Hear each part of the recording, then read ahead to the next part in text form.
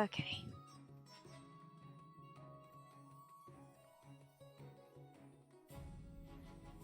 Bum, bum, bum, ba-dum, bum.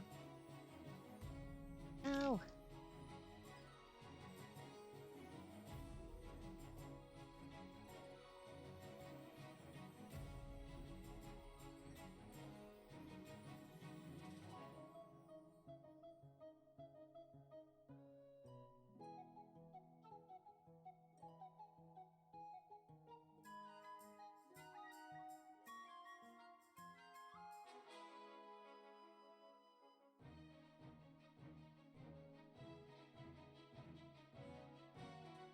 Hi, hi.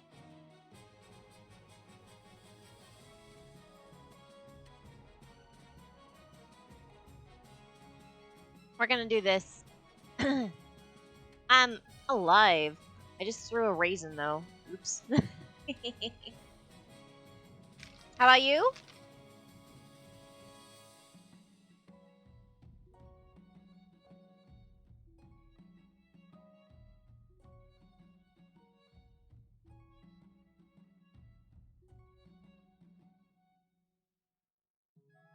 Uh,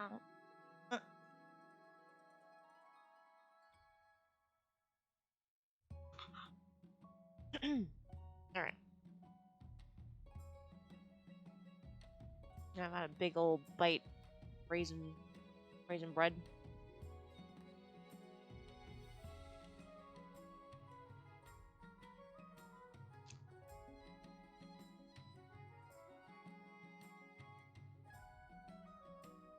Oh, well, I'm glad you're feeling better then. Hope it wasn't too serious.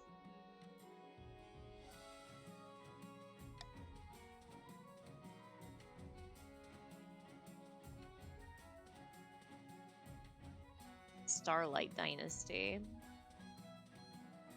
King Quintus of the Starlight Dynasty. I feel like I don't remember this. But whatever, let's go.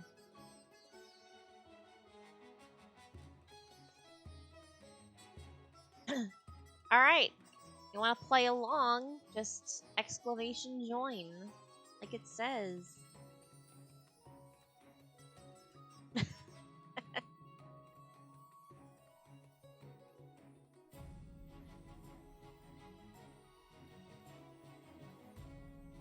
Oh yeah, and you can do your pronouns too. Forgot. Thank you, Frank. Thank you for remembering.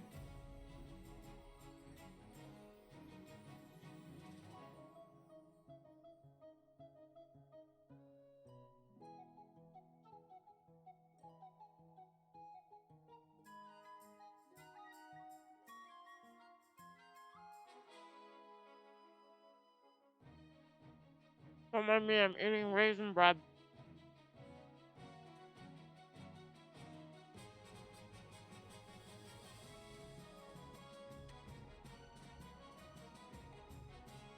Basically.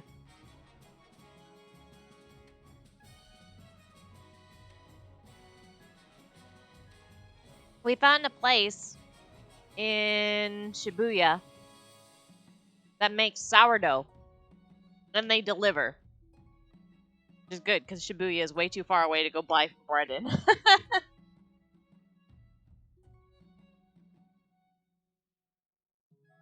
But that means we can get sourdough bread. And they sell, like, these full grain wheat sourdough raisin loaves.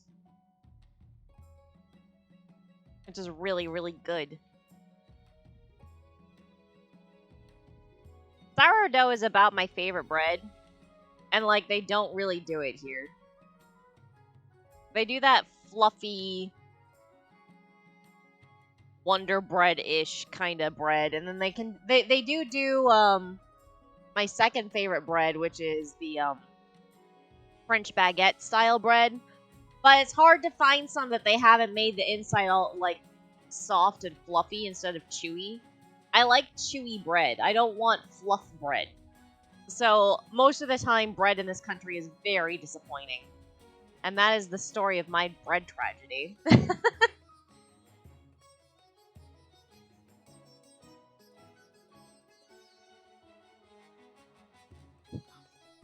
Hopefully we'll get somebody else who will be a chief. Learn how to make it. Well, okay, so I know how to make it. But I don't have an oven. I don't even have a microwave. I have a rice cooker, but I don't think I want to make bread in a rice cooker. I don't think it'll come out good. How do I cook? I cook on the stove. I've got 2 burners. And I've got a pressure cooker. That's why I use those to cook.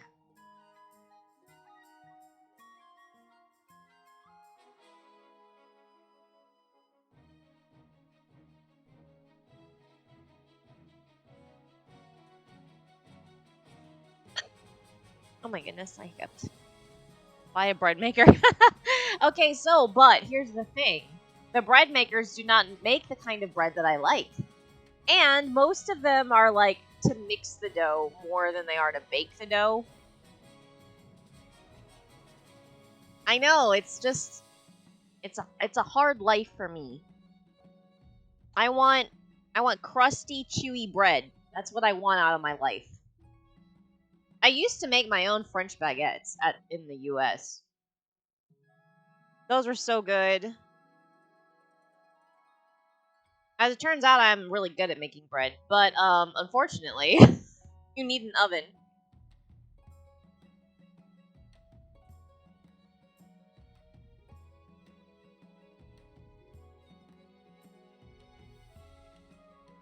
What happens if I start and we don't have any? I'm curious.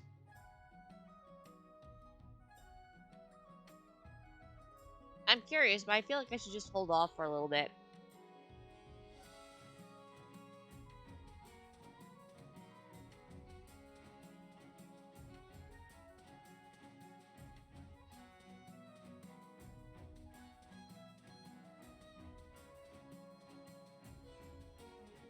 Enjoy my bread.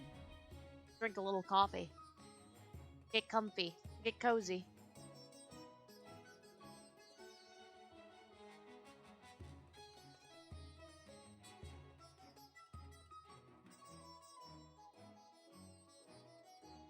Oh, that's nice.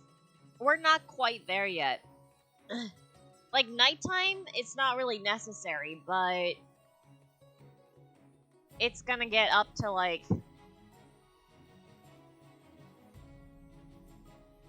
Ew, yuck. It's gonna get up to 69 today.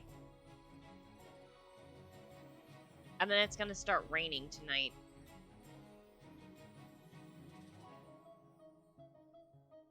And we live on the upper floor of our building, so everything that happens down below gets sent up to us in terms of heat. Which, unfortunately, is not enough heat in the winter, and is way too much heat when it's warm. So it's just bad.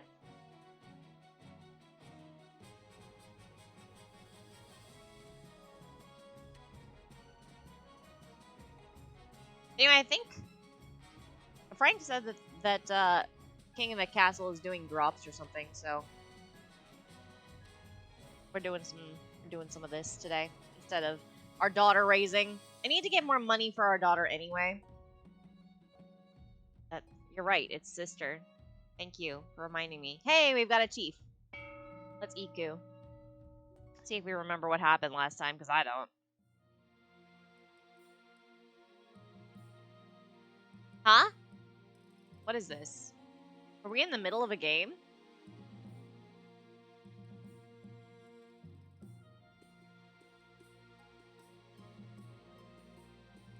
Eh?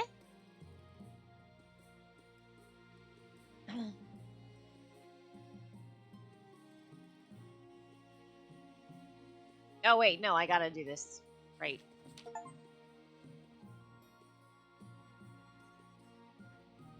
Your Majesty, you may have won the throne from Queen Cess. Darn it. But you must still answer to the council. As is tradition, they will decide what happens at your coronation. Oh well, at least I have a fabulous beard. I could change into my waterproof robes then. I think we got thrown into the water last time. It may be for the best, Your Majesty. Let me call the nobles in.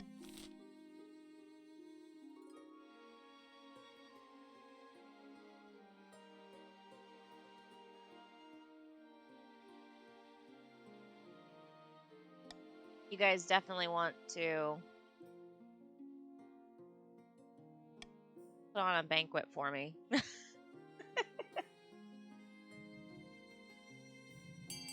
I know you guys want to do that. Absolutely.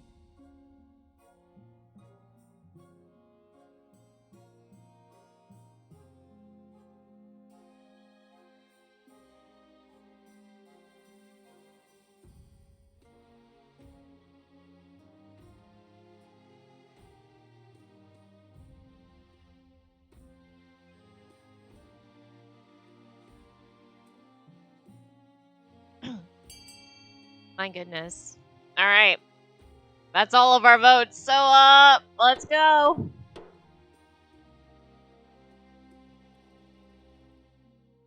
So I get to pick. Wonderful. That's fantastic. I'm gonna make you guys give me food.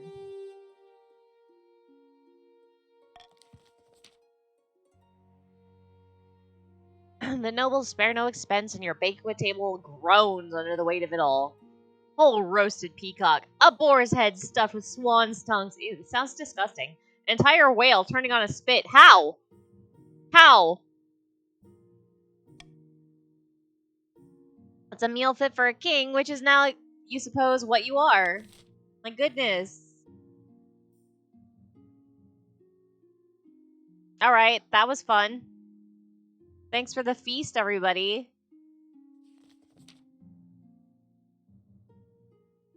We did it! By the 9th, we had to pull some strings. Oh, this is Frank. Hello, Frank. But we got you that crown, just as I said we would.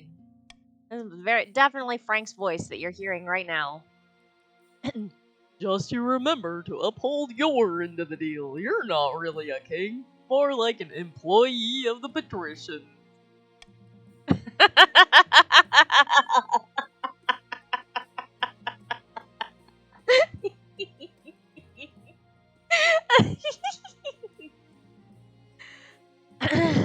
All right.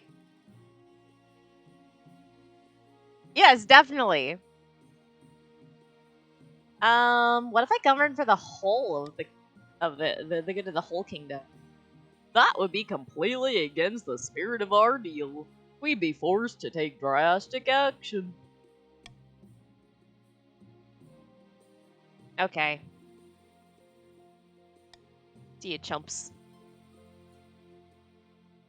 Good luck in the days ahead, Your Majesty. You'll need it, dealing with us lot. I mean, yeah. I mean, yeah. May the ninth god bless your reign, Your Highness. I trust you will conduct yourself with honor and faith. And with that, the introductions are done. What do you think? Will he be a good little king and do as he's told? Too early to tell, but I have a bad feeling. We should go have a backup plan just in case. Sorry, Frank, you're now goofy. I hope you enjoy it. That's what you got. Your Majesty, the history books do not look kindly upon usurpers, unless, of course, they prove themselves worthy of the throne they have stolen. When you die, how do you hope the kingdom will remember you? Hmm.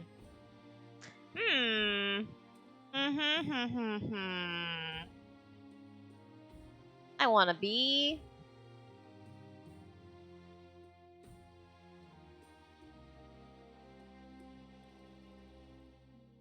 I don't know.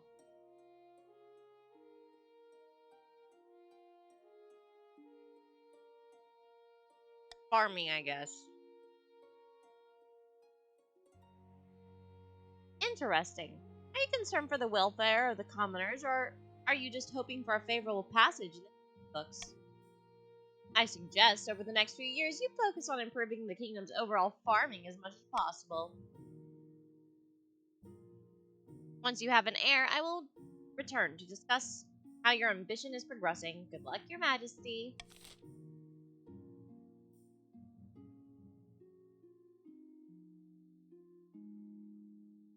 What am I missing?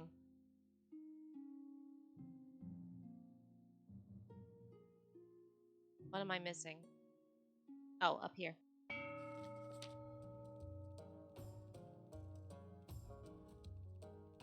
Laja of the Someone RCTM clan, charismatic northern hero, stands precariously on a longhouse crossbeam, groaning as if in a trance.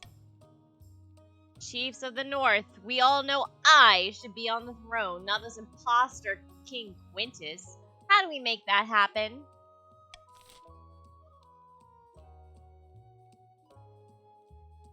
This is you. Enjoy.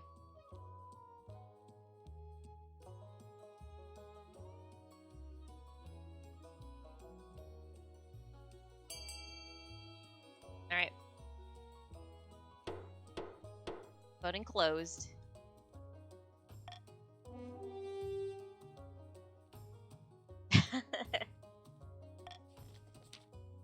Gonna make us a bunch of faithless lots here.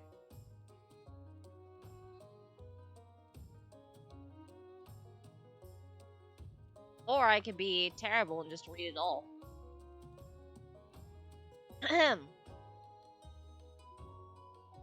The chiefs plan to dig up Oddhell's legendary horn and use it to take over the kingdom. First, they must win the favor of the gods by diminishing the kingdom's belief in the ninth.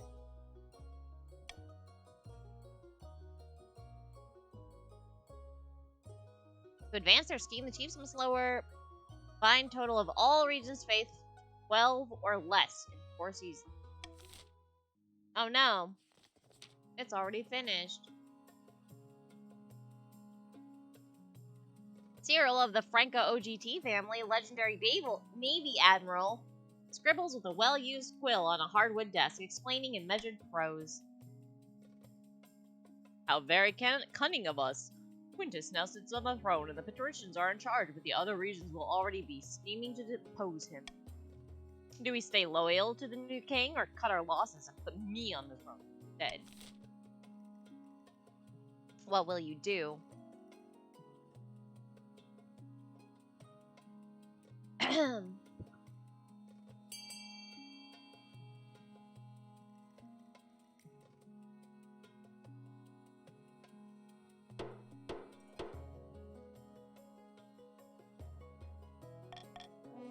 That's true. Loyalist is a new ambition.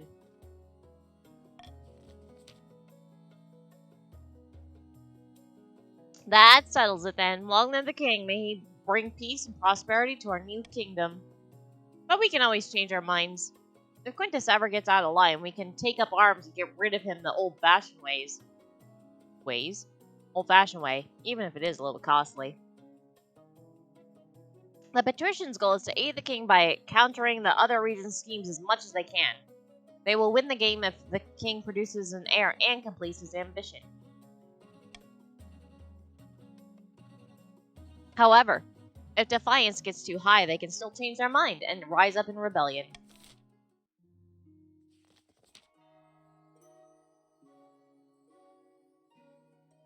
Xenoviva of the Quill Shot line, eccentric southern firebrand, stands bathed in sunshine, droning on. Why is everybody freaking droning? As in a daze. Stop that.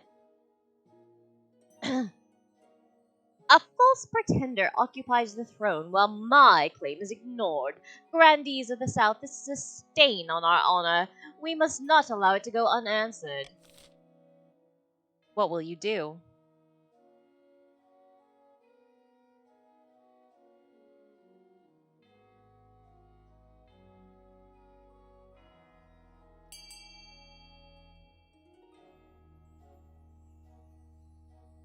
Okay.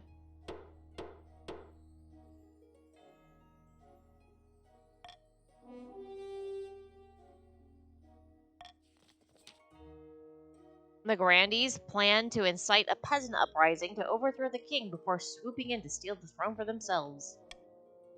To advance their scheme, the Grandees must raise the treasury to 2,000 or more in 2 seasons. Gosh darn it. I know I don't have a kid. I literally just got crowned here. Honestly. Alright. Mm,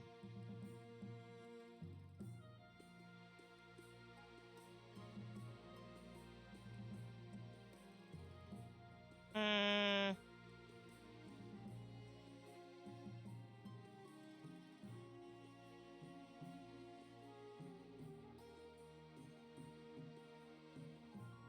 you know what? Let's do it.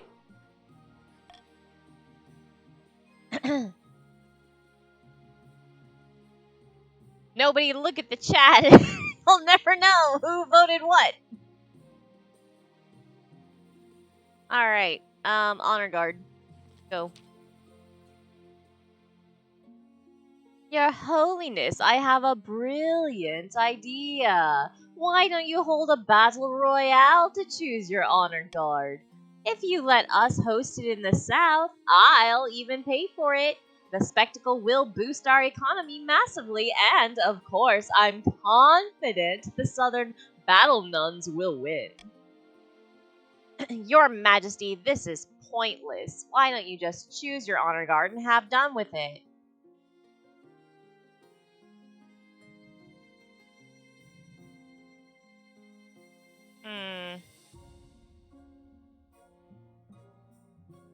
I feel like this is a bad idea somehow.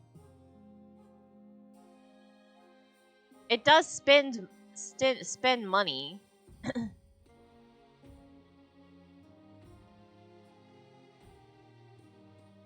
Alright, let's do it.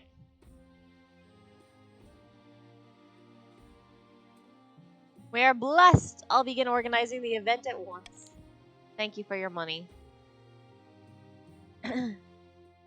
A week later, you receive word that the Battle Royale is due to begin, held in Granny Quillshot's vineyard. You travel down to spectate along with a horde of murder fans from across the kingdom.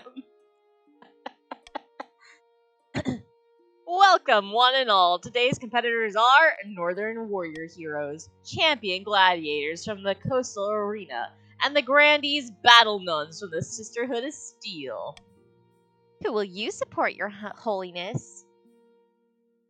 I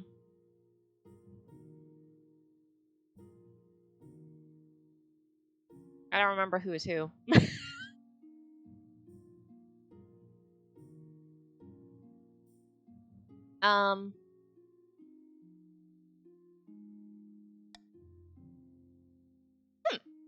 I think our southern battle nuns will surprise you. The bell rings. The battle nun leaps forward, her sword flashing. The northern warrior blocks it with his battle axe, grunting with the effort.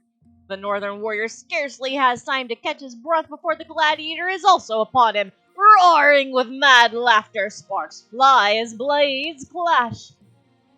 The 3 fighters dart back and forth, almost too fast for your eye to follow. Once, twice, a blade finds its mark, blood sprays, and finally someone stands victorious. It's the Northern Warrior, stoically wiping blood off his battle axe. His opponents lay dead at his feet.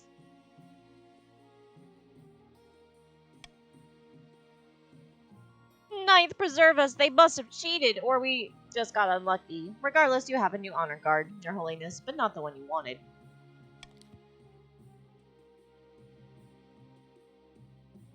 With that, the Battle Royale is over. Everyone agrees it was a fine day out for those who survived, and the Southern Army attracts a wave of new recruits.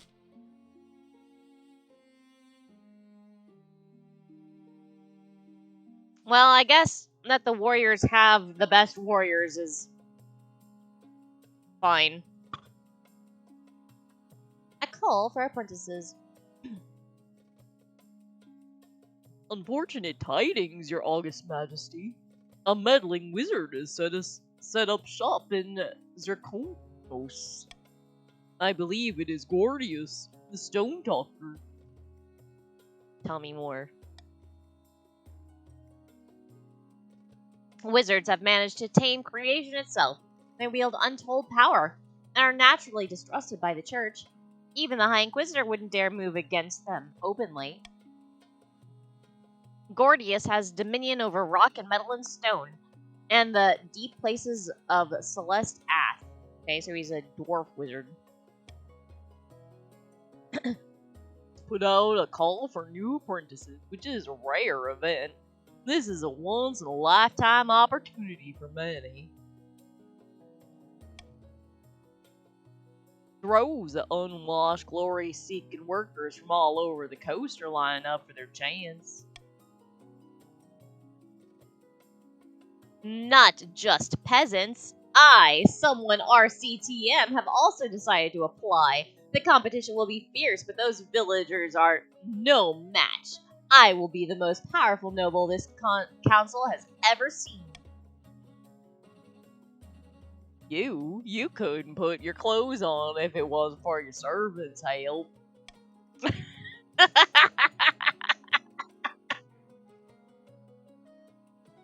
We can't let this go ahead. To have a potential wizard on the council would present a clear and dangerous conflict of interest. Let's assemble. Gramercy, your august mastery. Mastery. Mastery. Mastery! Mm-hmm.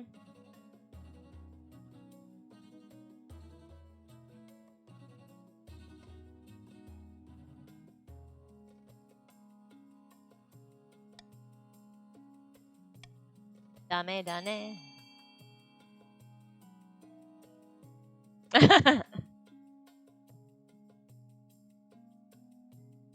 Hey! Hey! Oh my god! Immediate betrayal!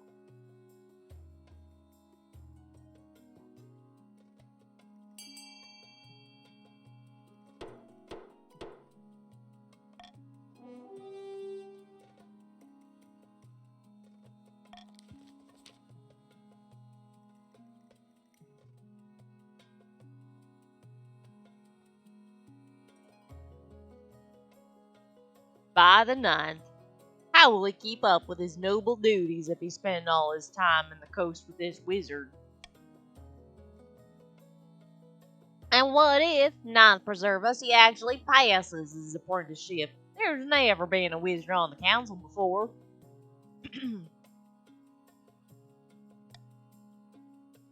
We'll have to cross that bridge when we come to it. You have nothing to fear from me, your greatness. I'll always have the kingdom's interests at heart, even as a wizard. Uh-huh. Bye!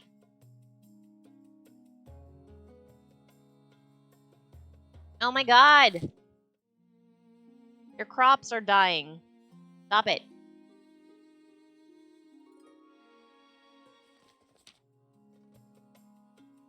Your august majesty. Those damn chiefs are up to their old tricks. Chief someone RCTM has been leading his warriors on raids into my lands. Nobody was hurt, but they shook down my peasants for petty coin and stole lemons straight from my finest groves. Oh no, not the lemons. How dare you? Accuse me of something like that again, and it's my axe you'll answer to.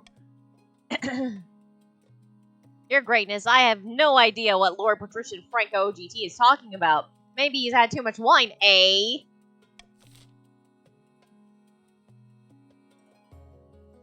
Mm-hmm.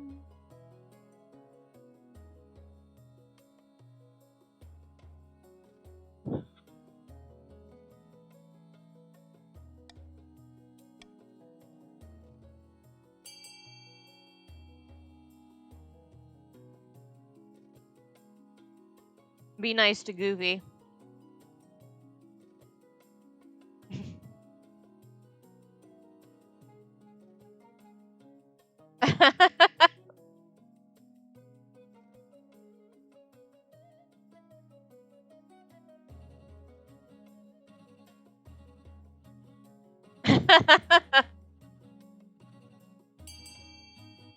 There is no C for you. Mwahahaha.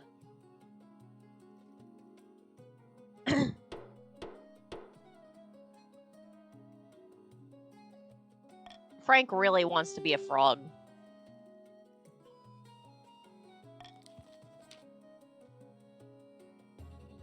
I would be honor bound to pay back what I stole.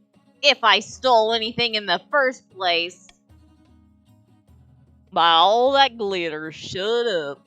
The council is spoken. Now here's my bill. Grumbling chief someone RCTM pays up, but you'd be surprised if this was the end of it.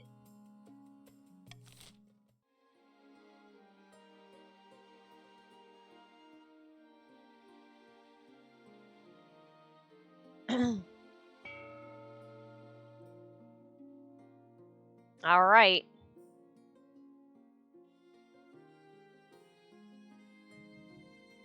You guys definitely want to build that cathedral.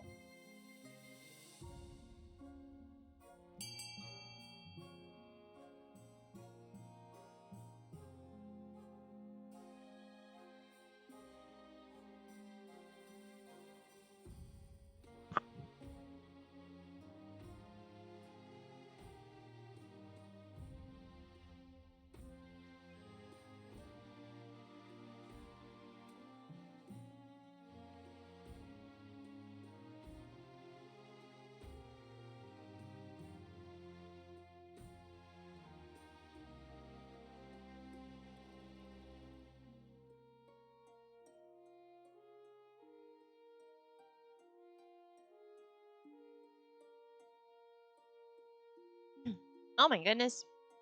Hello, welcome.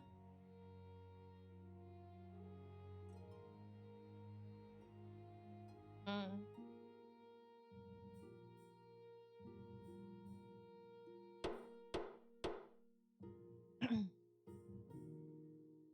Welcome, welcome. Sorry you missed out on our first building auction or whatever. But welcome, welcome, welcome. Join on in. I'll give you guys a little time here.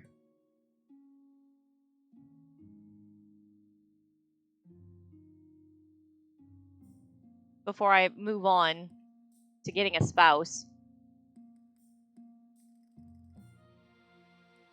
Oh my god. That's too many hydrates. Alright, hold on. Hold on. One. Two.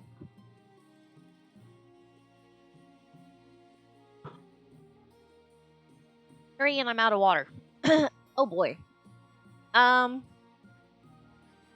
Okay, so, that's fair. That's fair. Very fair. You know what? Just to give time for everybody to see what's going on, I'm gonna go get more bevy. More beverage. I will. Well, I'll be here, but I won't be here, if you get my feel. Eh.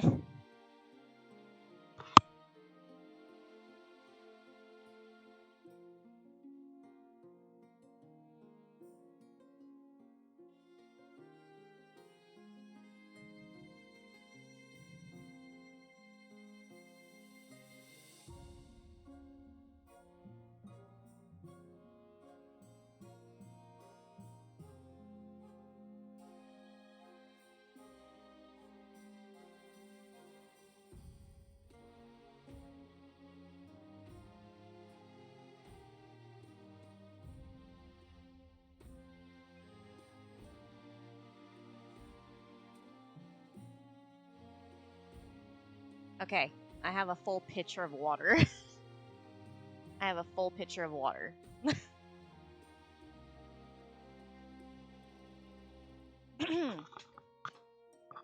It's fine. I need to have more fluid in my body sometimes, so. Okay. Let us carry on. And get me married. Your Majesty, it's important you find a spouse sooner rather than later. I'll take the liberty of finding eligible candidates. What is your preference, men, women, or do you not mind? I don't give a crap.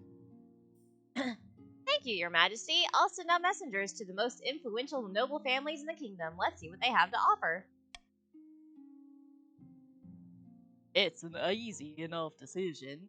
You'll marry into the patricians as we agreed before you took the throne, right? Right. He's the only one who gets a special voice, so I hope you enjoy it.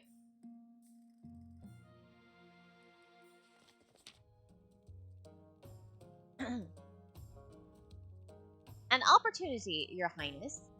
A cursed ship sunk last week just off our coast. I request permission to salvage the wreckage. Earth vessels are always full of valuable things. Wait. It might be off your coast, but it's in our waters by sea and storm. In fact, it's closer to our city of Hythos than any of yours. But you ceded those waters years ago in exchange for a chest of silver. You were having money problems. Your greatness, esteemed council, don't let this liar fool you.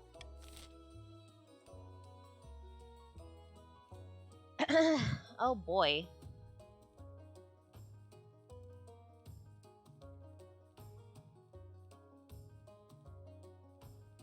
I'm gonna say no to you guys. Have fun.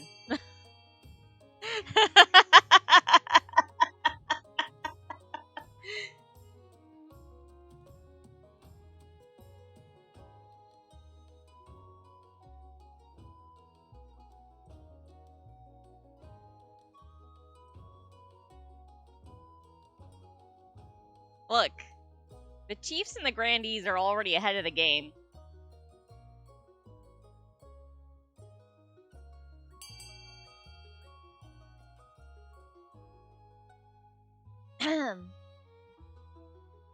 Ew.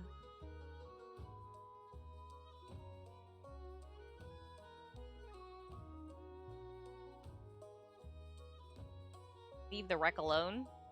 Oh boy. Alright.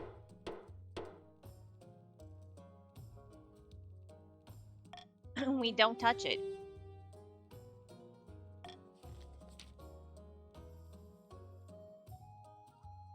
Leave it alone? But what of the bounty? The riches? Though everyone protests the decision, word arrives in Hythos that a rogue salvage team is eaten by sharks and dashed across the reefs while trying to retrieve the ship's cargo. It was for the best. It was for the best. Nobody got eaten by sharks that we care about. A city in flames. Hey. Why'd you light your city on fire? Your Majesty, there's been a terrible fire in the city of Calebra. Where once there were buildings, there is now a field of smoldering ash. Dozens of peasants have died. What caused this fire? A warehouse was storing lamp oil unsafely and in immense quantities. The owners were in the middle of haggling over prices when one of the merchants lit his pipe. Ugh, morons. I was hoping the council might unlock some funds from the treasury so we could rebuild.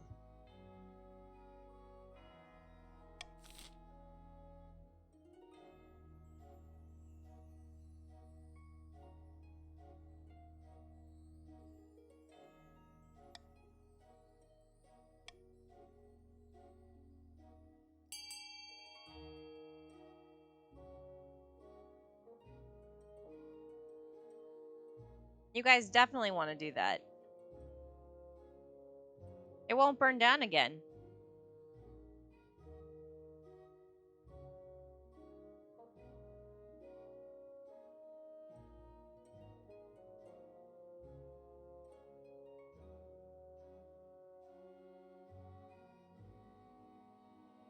How many people are in the game? 5. I believe. Yeah. It says it over here. The 5 noble.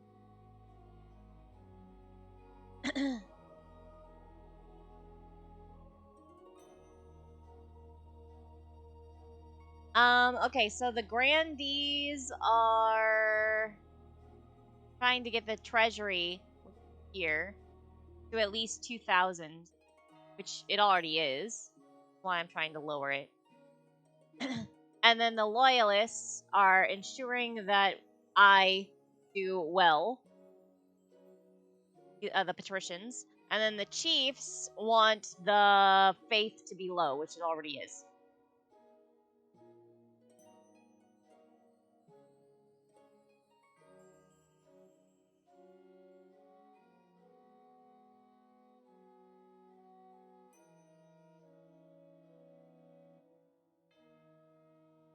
I have one more, but I don't know where they are.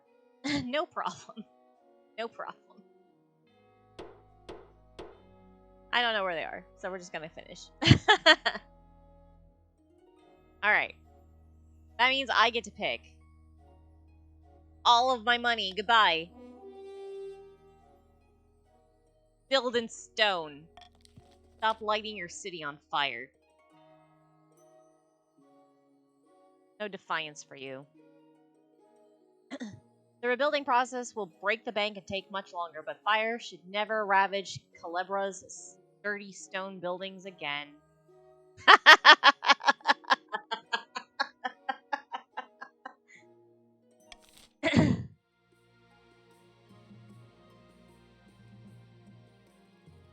Alright, now you need to get me money. So have fun with that.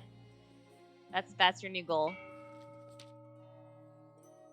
Discontent on the rise. Somewhere in the vast southern hills is a forgotten pilgrimage site. Once it housed a saint's bones, now it plays host to a secret night meeting of grandees. No! No rebel! It's not enough. The peasants couldn't care less about the king or his hoarded wealth. What hoarded wealth? How are we supposed to incite an uprising in this climate? We should start by ensuring the king actually has some wealth to flaunt. A shame the king seems determined to be destitute. Perhaps he's just really bad with money. This is your fault! You let somebody light your city on fire. What the heck?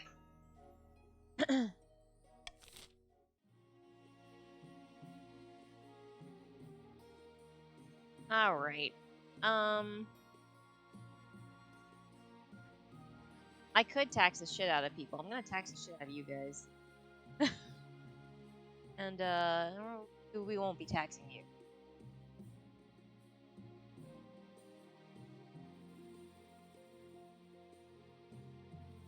Ah. I need your money. Badly, apparently. Okay, what if I really tax... Why? Oh, because you're the patricians. That's why. Sorry, I need to normal tax you.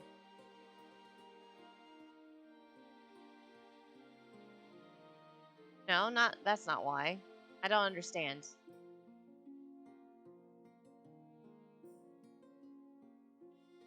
Grandees receive 500 wealth from the ninth god. You suspect tax fraud.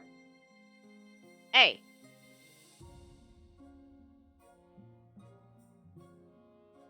How dare you? I'll just do it like this. This is fine.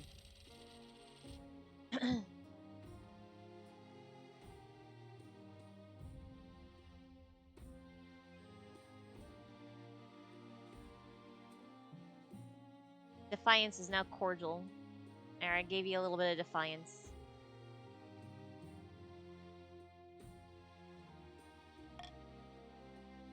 There. Oh no, I don't like this thing that's called retaliation. Go to the north. Cast out. Oh my god, it's a skeleton. What the heck? It's an outrage. It's undignified. You can't do this, mother of mountains. Why is there a skeleton in front of me? It's me, Chief Someone RCTM.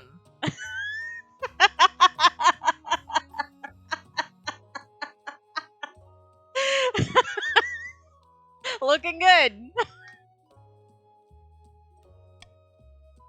My skin started to petrify and flake away within my first week with Gordius. He said I'm lucky I wasn't turned completely to stone, but now he's cast me out. So much for being a frog.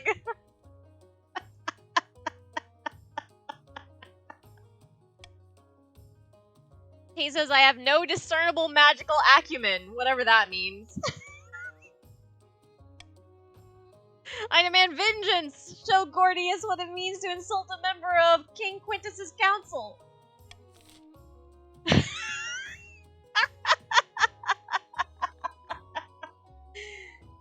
Oh my god.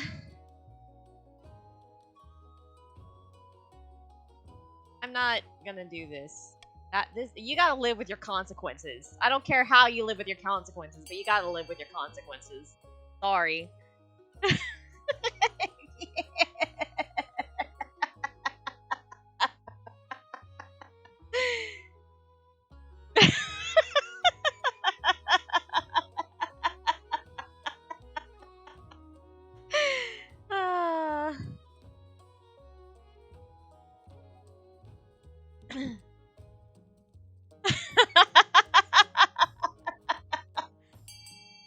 Let it be, let it be, let it be, let it be.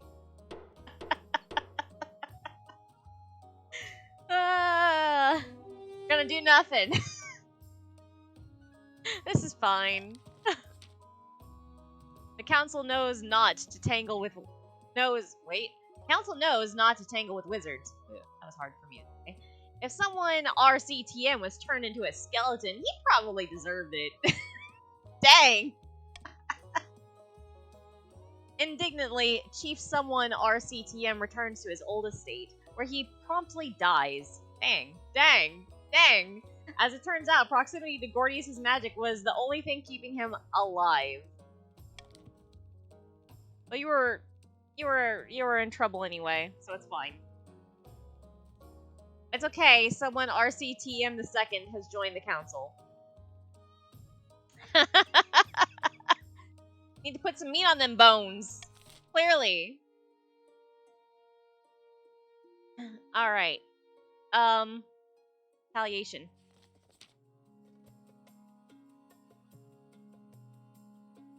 Your August Majesty, I'm here to complain about Chief Someone RCTM the second raiding my lands again. If we had done this in the reverse order, it wouldn't have been the second.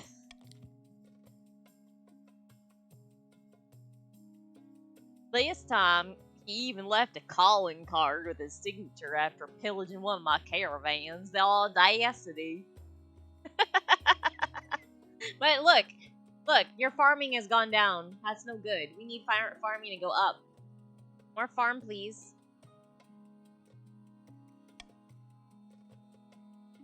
The council forced me to repay Lord Patrician Franco OGT for raids I never conducted in the first place.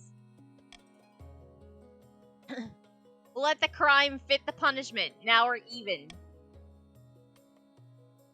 Depths below. That is not remotely how that works. I demand the council arrest this fool.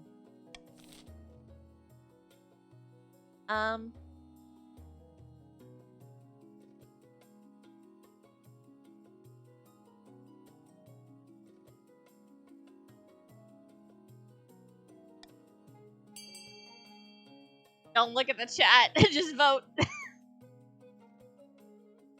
They want farming to go up.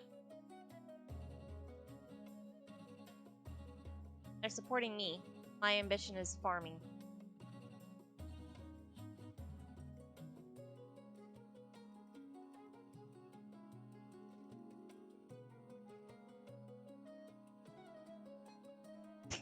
Anonymous voting is so stupid.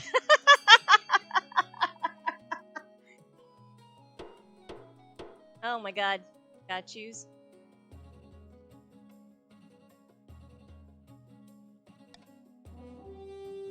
No money for you.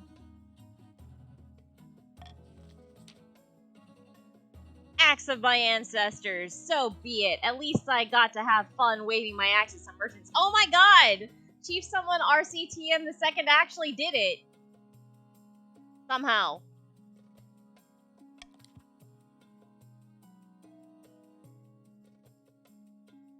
Chief Someone RCTM the second pays back some of what he stole from Lord Patrician Franco OGT, but a lot of it was already distributed among northern villagers and can't be recovered. This is ridiculous, Your August Majesty. I've not been paid back half what I'm owed. I demand you arrest Chief Someone RCTM the second at once.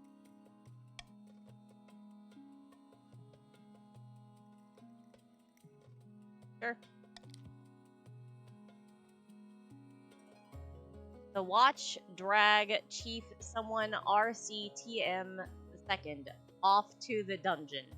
Hopefully that's the end of this messy saga.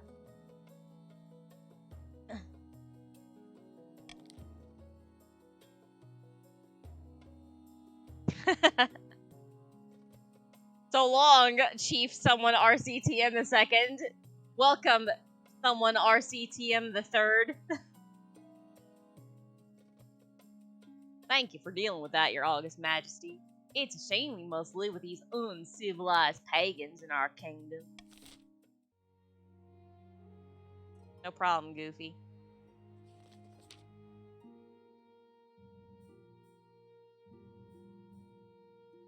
Alright, here's my eligible option. I have found 3 potential matches for you. 1 eligible young candidate from each of the kingdom's 3 regions. Choose wisely, you'll be securing a powerful alliance.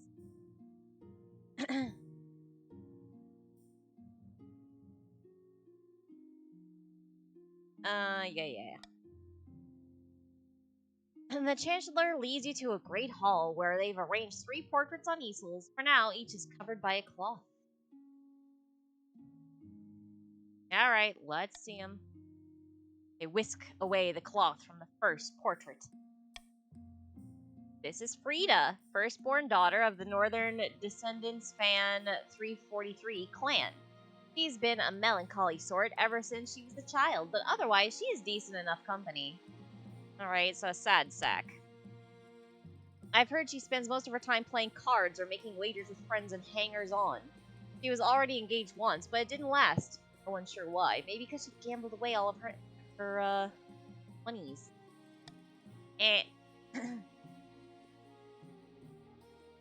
Hi. From the coast, we have Quintus, the wealthy heir to Lord Patrician Franco OGT estate. He's always getting himself into trouble for some reason or another. His interests are typical of the coast. Money, and making more of it. And apparently, he has a dark side, although I don't know much more about that. Cool. And finally, from the south, Ernesto, the eldest son of the Jodson PL lineage. Famed for his wit, his style, and, as you can see, his good looks. Like many in the south, he claims to put his faith in the ninth god above all worldly concerns. Unfortunately, he lacks the common touch. The peasants have some terrible nicknames for him. Oh my god, Stinky. You're a stinky bum. What do you think? Of course, by picking a candidate, you'll anger the other regions, but you'll gain a lifelong alliance. Let's go. Go, Quintus. Excellent. I'll make the arrangements.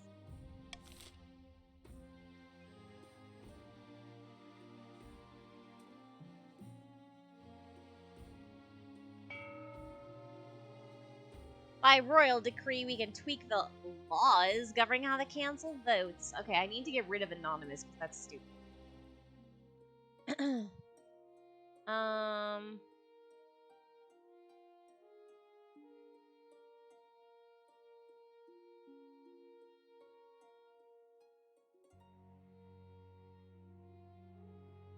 that one.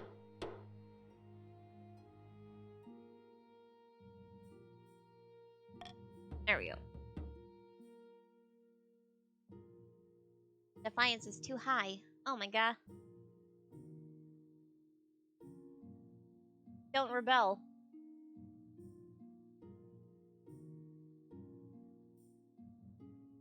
No rebelling, please.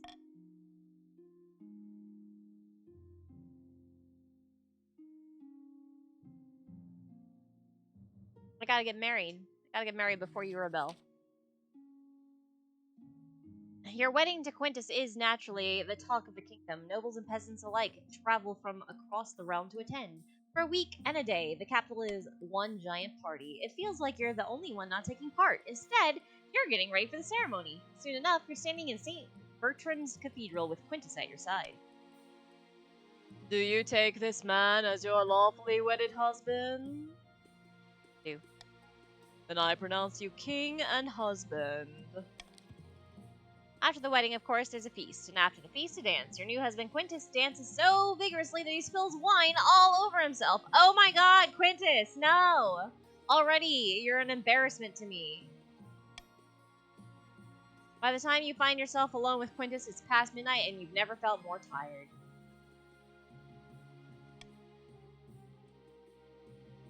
Who has the more majestic beard? I think that's the true question.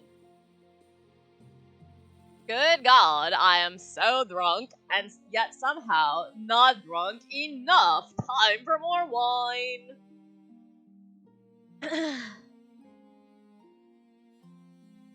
You know what? More wine. Bring it.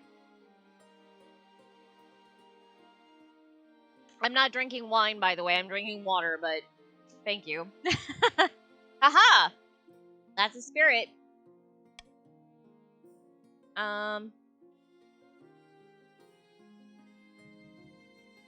Yeah, 10 a.m. is it's too early. Too early for wine. What'd you think of the wedding? It was damn beautiful from start to finish, wasn't it? I had a whale of a time. Oh my god, this guy. What do you like to do in your spare time? Usually I'm trying to turn a profit. There's so much money out there and so little time to make it. Let's bed. No time like the present, eh? He swigs back the last dregs of his wine and leads you to the bed. I don't know why I said the. There is no the there, but whatever. Meaning is the same.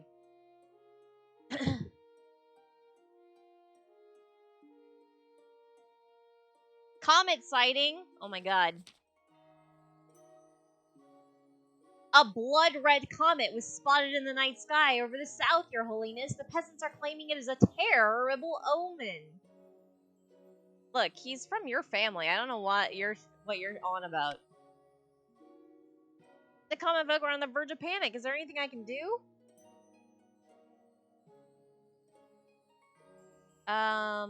Church, do your thing. Oh my god.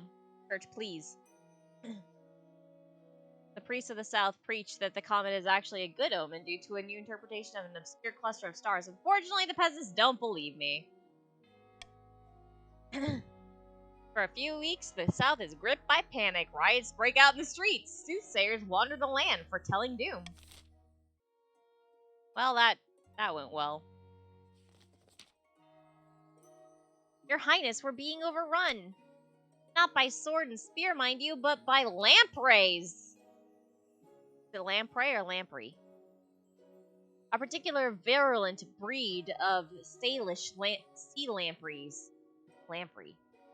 To be precise. Look. The sea lampreys came across the land and are now here. pooping on the wheat. It is bad.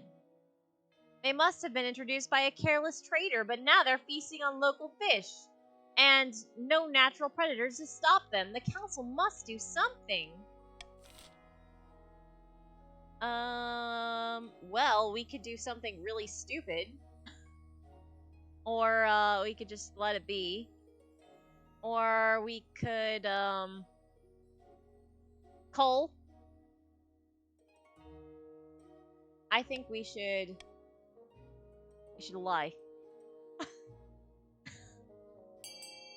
Everybody lie. Do it.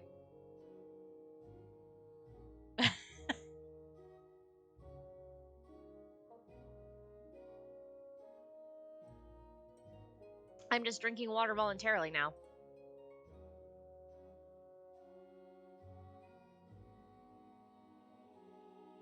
Oh my god. Ugh, pardon me.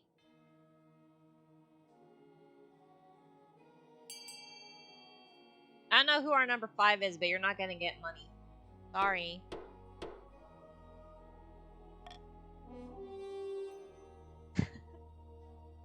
Alright, were we successful? Yes. We spread a myth about lampreys and their nutritional value, as well as the greedy Kurth anglers who covet them for their acquired yet refined. Not only do the grandees make a tidy profit from intrepid gastronomists, they also have a bountiful new food source, even if the lampreys are a little slimy and very full of teeth. That's very gross. But yay, we get more farming. Fish? How terribly 966. No one cares about fish anymore. Would it be just 966? If it's 2023, would that just be 966? Yes. Alright. That's the seed. Let's carry on. Northern sagas tell of Odd Hell's Horn, once, oh god, this again, gifted to mortals by the honey-blooded prince himself, then lost to the snows of time, never to be found again, until now. By all the gods, can you believe it? This has been the most bountiful spring in living memory. The grass is green, the sun is warm, even our sheep have given birth in record numbers. Hooray! It's the work of Oddheld, my friend. We've spent many months beseeching him, and now he has rewarded us with the means to overthrow the king's regime. Truly? You mean to say he has pointed us to his horn? Aye, but it's far to the north, in the Ice Giant's territory, the frozen wastes. We'll need a hardy force of heroes to stand any chance of retrieving it. The next stage of the chief's scheme, they must raise their military to 5 or more in 2. Oh my god, you did it. What is this BS?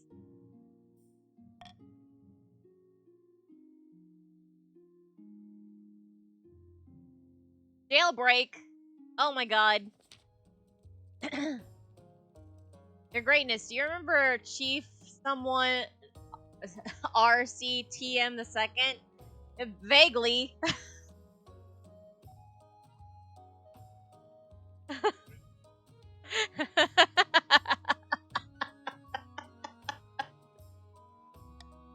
That's right, my uncle. You threw him in prison for reading the coast. He did it! Well, he escaped! He cunningly concealed his escape tunnel behind a 6-foot wide oil painting of cavorting nymphs. How cunning?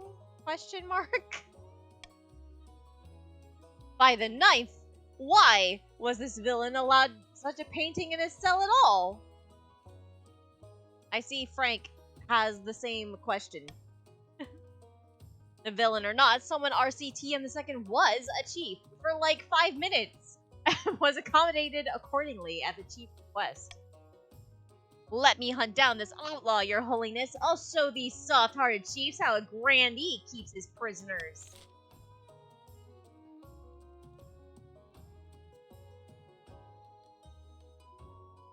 Oh my god.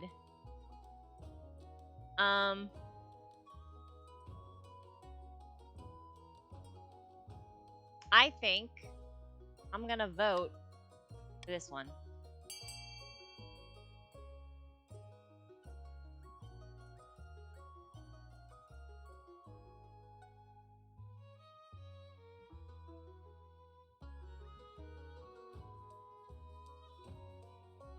We should not be allowing people to have freaking paintings in jail.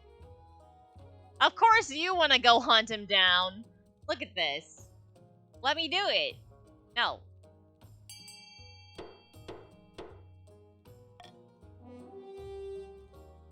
No more. In the north, prison cells for nobles are stripped of their creature comforts. Only in the north. This is fine. Spikes and Iron Maidens are installed instead. You know, they can sleep better. Praise the ninth. This is more like it. Look, you're happy. Brats. The new punishments certainly make the chiefs think twice about skimming taxes or taking more than their share of the harvest, but despite all this... Look, you even got more money and more farming. Why are you so unhappy? Somewhere out there, Chief someone RCTM II remains at large, and the King's justice looks weaker than ever. Wow.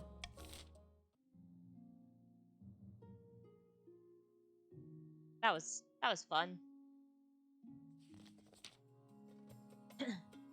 Your August Majesty, help us. Half the coast is on fire. Why? It's true. Chief someone RCTM III was furious that we imprisoned his father for raiding. He said it was his uncle. Now he's his uncle father. Oh god. Now he's leading a much more violent raid against the coast. Rat-row.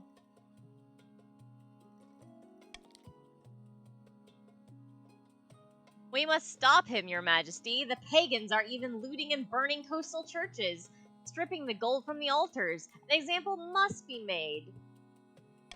No money for you, apparently. Apparently. Yeah,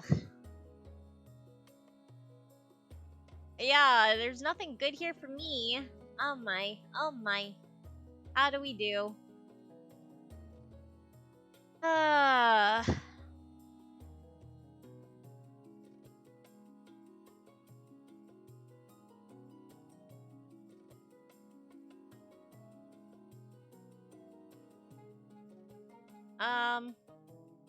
I can tell you what we're not gonna do.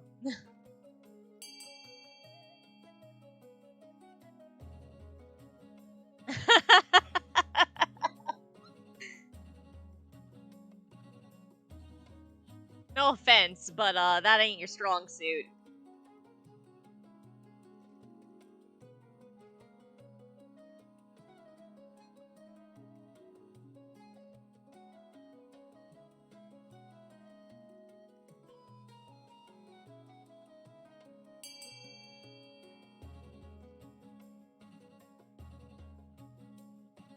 Oh god.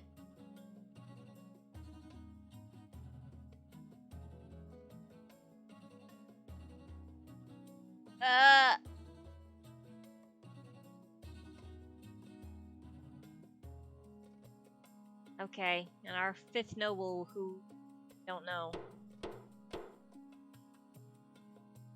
Ah! Well, I can't really wreck my stability much more, so I guess I gotta go with this. Go, south. Do me a good. Oh my god, it worked! The Northern Army can't stand up to the Grandees. After a brief skirmish, they scatter. The raiders' stolen loot is recovered from an abandoned baggage train near the battlefield, but the Grandees claim it as spoils of war. The patricians are predictably furious.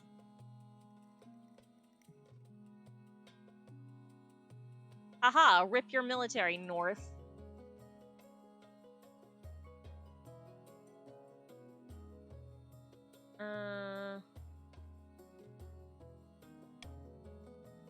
One of the Casualties of the battle was Chief Someone RCTM the Third, who was pierced by a dozen arrows and died with an axe in each hand.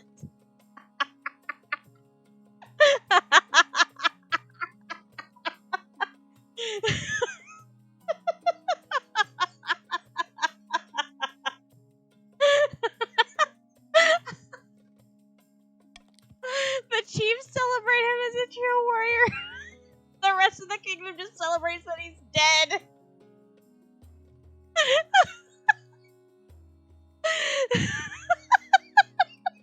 Chief Someone RCTM the Third has died. Someone RCTM the Fourth has joined the council. But you know what? Someone RCTM the Second is still out there. Rampaging somewhere.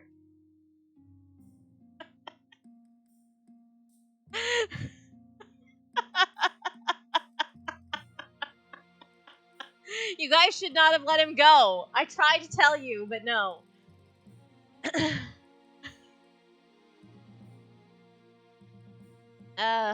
Goodness. Quintus, I had something I wanted to ask of you. Wait a minute. Quintus, am I Quintus? Are you Quintus and I'm Quintus? I am. I'm King Quintus, and this is also Quintus. I married Quintus. Oh my god. No wonder. No wonder I chose Quintus. Alright, what can I do for you?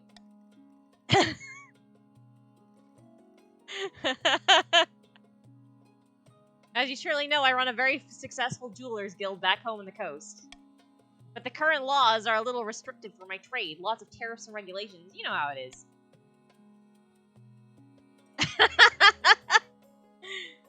I was hoping you could push for some changes in the council, eliminate some of the import duties on Teshi jewels, perhaps? You want me to give the coast preferential treatment? I think it's only fair. The other regions just can't compete with us in the jewelry trade anyway. Fine. Ah, excellent. I'll see you there.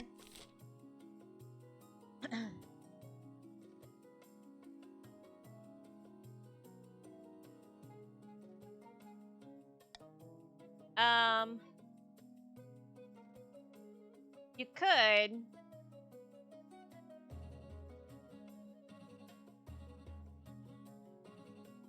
do nothing and get money.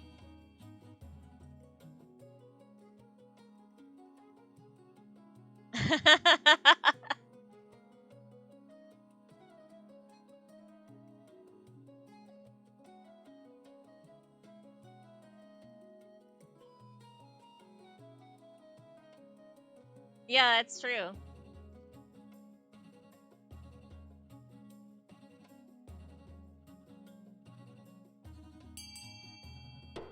Alright.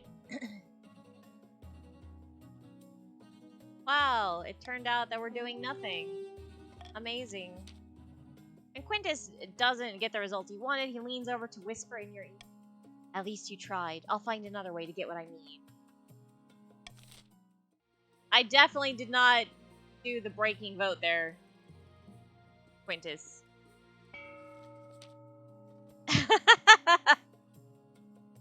Deep in the back rooms of the royal palace, the coastal patricians are poring over secret letters and scribbled diagrams. On the wall is a corkboard filled with pins and crisscrossed by colored string. The king has... oh, sorry. The king has married Quintus. Praise the ninth. Now he just needs to get on with producing an heir. We can't hold off the other regions forever. Indeed, the clock is ticking. Peasants all across the kingdom are losing faith in the ninth. And it's the work of those chiefs. They're undermining the church, and God only knows why. Then we gotta keep up our efforts. King Quintus isn't going anywhere on our watch. The patricians must continue to aid the king by countering the other regions. You know what? I think that what happens behind the council closed doors is, like, secret to the other characters, because he's fine with me, so I assume that they're gonna be fine with you too.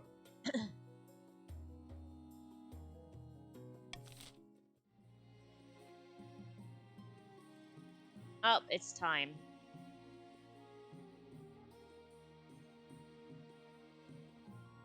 You definitely want the aqueduct thing.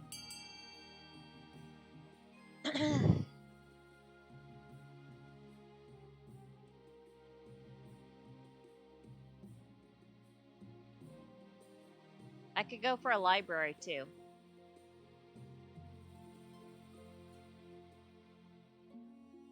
I think everybody should build me a library and an aqueduct.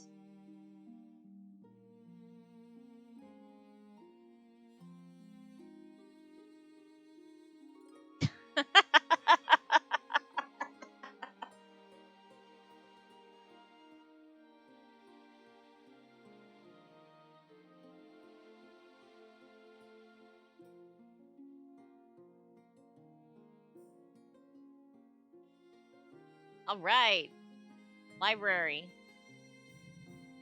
Really did not need to spend that much on it. I don't think. Oh my god. Rip my aqueduct. But at least I got the library, so thank you for supporting education.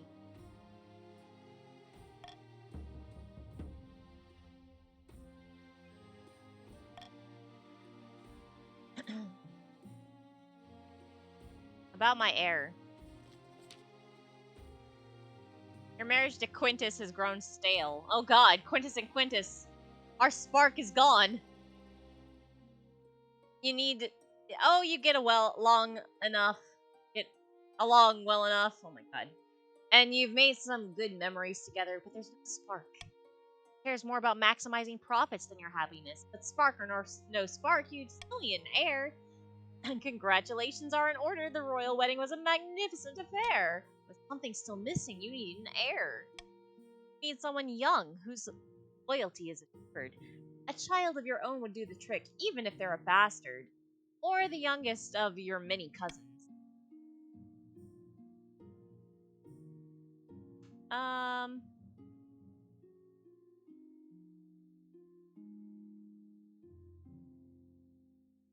We need some child, huh? I want to see what Quintus and Quintus will make. Ah, the traditional method. No one will object to that. I'll arrange for you to take a month off from ruling so you can, and get down to business. I feel like I need to know what kind of child Quintus and Quintus will have. Good evening, Your Majesty. Tell me, have you ever heard of Oddheld's Horn?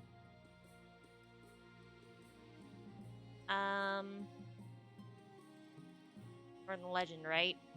The Horn of Oddheld is indeed a northern legend. A horn gifted to mortals before the Ninth's triumph during the Cursed Age. Pagan superstition? Partly. The horn is likely the creation of one of the deposed gods. The chiefs have merely built up the myth as a way of understanding things beyond their understanding.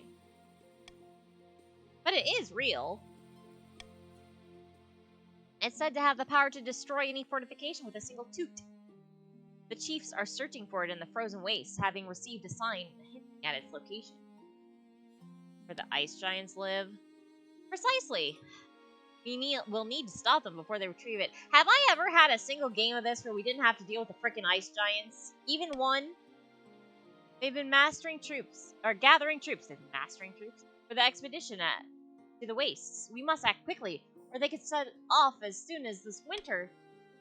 We must hastily assemble the council to deal with the chief's military buildup. The chiefs predictably deny everything. Would you deny us our right to protect ourselves from the ice giants? Bah! I mean, that's true.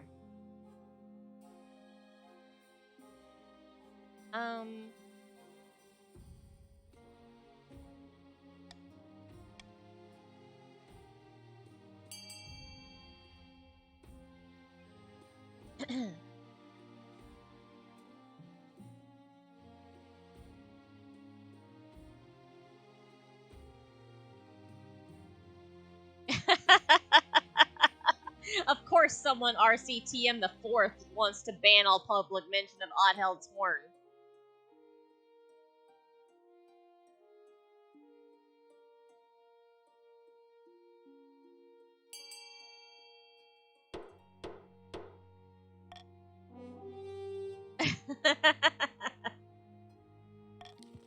The one that goes toot toot. You think a piece of paper will stop us? Ha! You don't know what a northern chief is made of. Well, actually I do. I've seen the inside of Chief someone RCTM the 1st. Although your decree discourages a few law-abiding northern warriors from joining the expedition, you cannot stop them by law alone.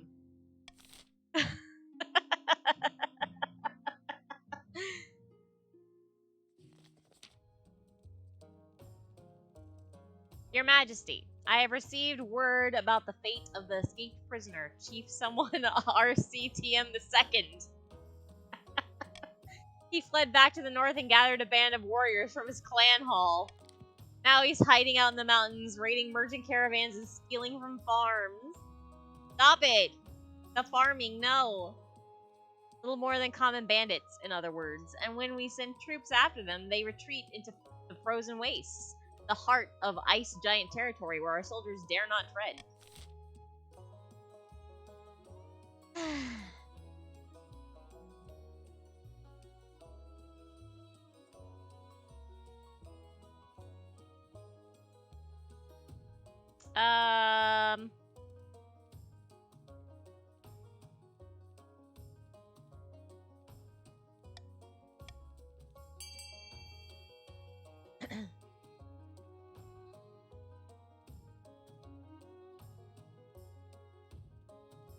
I just want everybody to go free to death.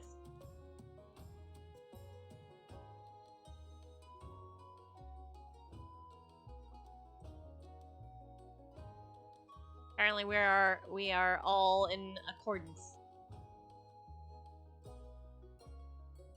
We have an accord, might say.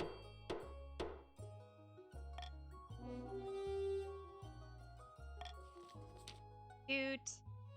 A band of northern warriors sharpen their axes and say goodbyes to their tearful families and begin the long journey over the mountains to the wastes. How touching. It's all a complete farce, of course. What do you mean? The Northerners hate you so much, they've come to see Chief someone RCTM II as a folk hero for escaping your justice. Wait and see. They'll come back saying they tried terribly hard, fought through blizzards and ice giants, but no luck. In reality, they probably shared a meet someone RCTM II around the fire pit.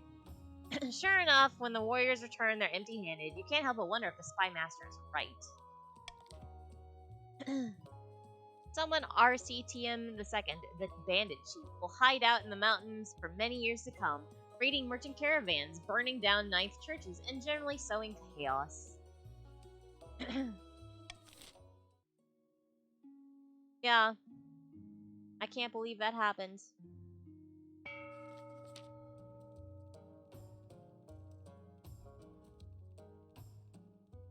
A troop of warriors are gathered.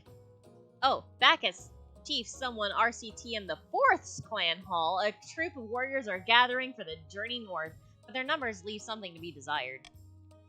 You call this an army? This is barely enough warriors to raid a chicken coop. How are we supposed to brave the ice giants with these greenhorns? We're working on it. It'll take time for our warriors to join us. But we put out the call over a year ago by the Starflayer. Get us more warriors, will you? I don't care how. Chief's aim is to raise their military to at least 5. Grandees make 500 wealth from a series of canny investments. Okay, so I'm gonna tax you guys. Go. And you know what? It's not like you guys get any more defiant.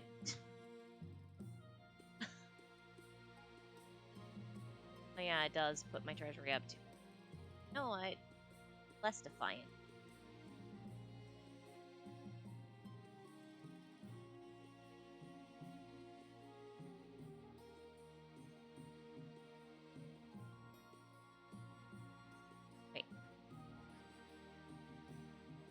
Oh, perfect. There we go.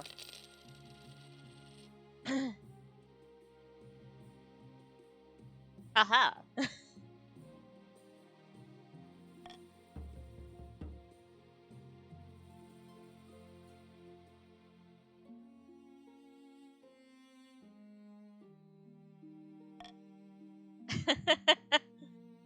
Did I get a baby? Troll. I got a troll. This ain't a baby. Your Majesty, the Palace Watcher reporting that there's a troll downstairs in the dungeon. What a troll. Violent brutish creatures. I have no idea how one got into our dungeon, but we better do something about it.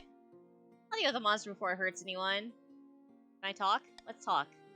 Your Majesty, I'm not sure that's wise. I go down into the dungeon. Two watch officers are standing guard over a troll who's snoring in the middle of an empty cell. It seems to have torn a hole in a dungeon wall.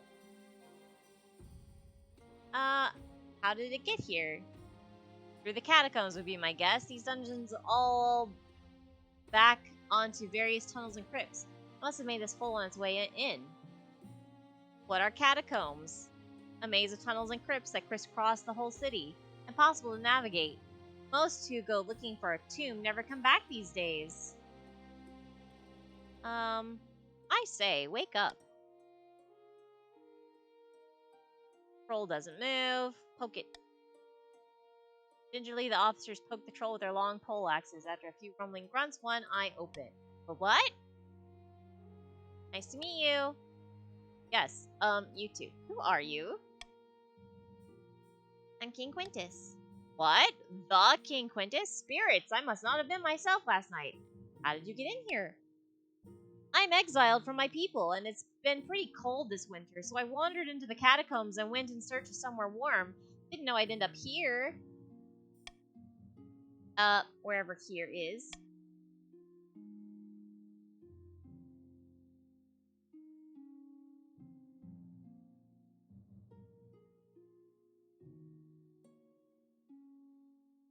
You want to stay? Really? Why?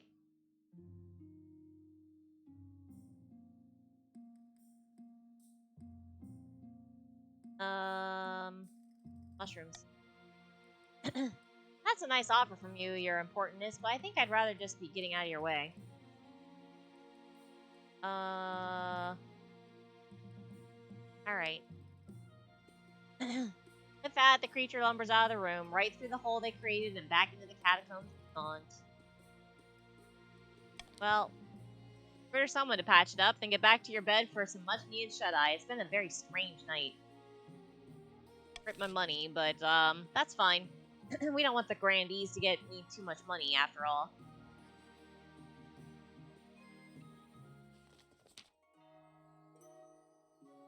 Your greatness, I regret to have to bring this matter to you, but there's no other way. We've been tracking a northern criminal who's wanted in conjunction with a number of high-profile incidents back home.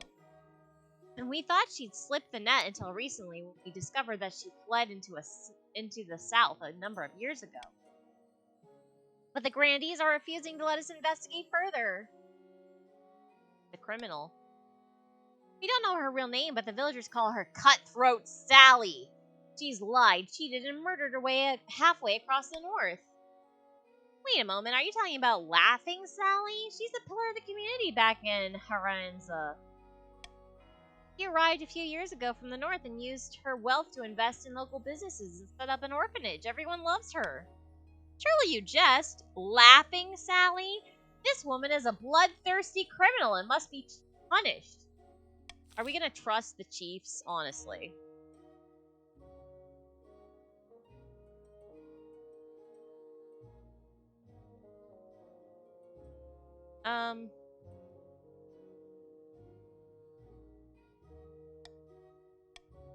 Get money.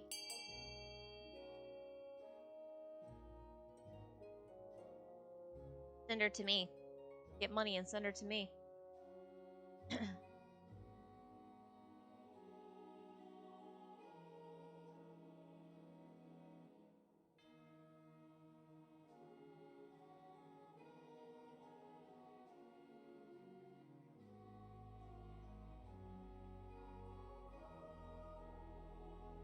I see you all want money.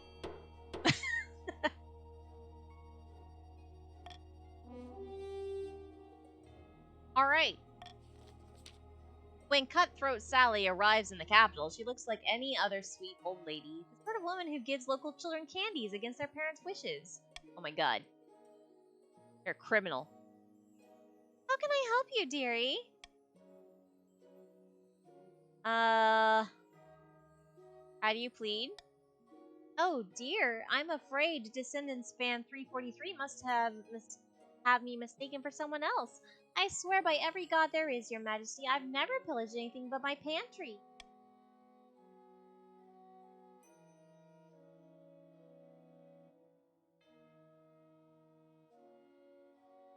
You when you were younger. I worked in the mines, I did. It was long hours, backbreaking work. Taught me humility, it did. Why did you move to the south? I always liked it keep there. The people are so delightfully, different. And they love orphans, just like me. Have I mentioned that I love orphans? That's creepy. Stop that line of thought, please. They remind me of myself. I was an orphan for as long as I can remember. Why do you have the name of the outlaw? Well, there's lots of people from the north called Sally. It's a very common name. Even my mother was called Sally. You said you were an orphan. Suddenly, Sally's face shifts. Thus her posture, standing up straighter and stares you right in the eyes. Alright, you got me. I'm Cutthroat Sally, but I'm reformed now, see? Ask the orphans.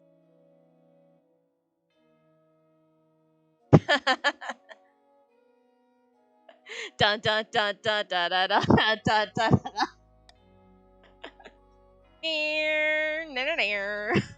No, your majesty. We didn't think it was really important to bring any along. Oh my god, you left all the orphans at home? How could you? More water. Ay, ay, ay.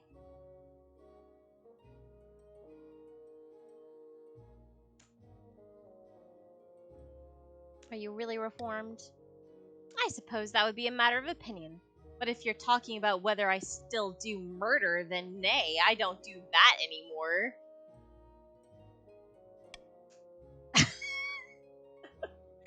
Just a bit of tax fraud here and there. Victimless crime, that one. Hey!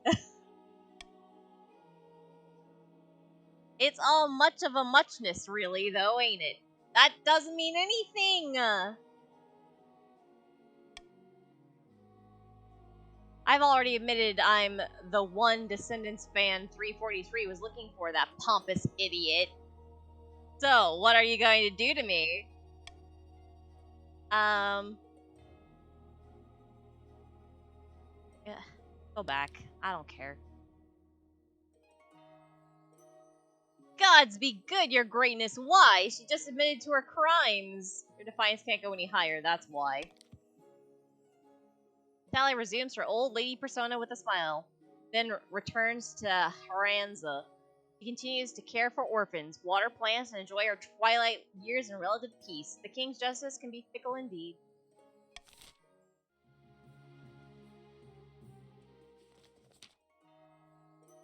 Your Majesty, my peasants accuse me of hoarding wealth. Me. I wonder why. Worse, they're throwing down their tools and burning their belongings, saying they want to live an ascetic life and that I should do the same. Do it. I know, right? I want to do that.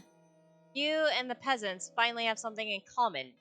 They don't want to be pinned down by worldly possessions, but burning them is quite the overreaction.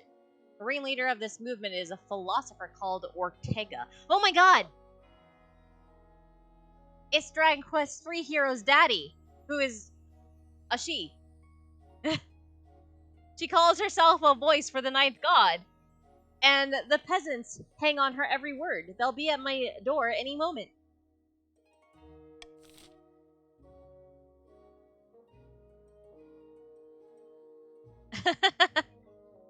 um...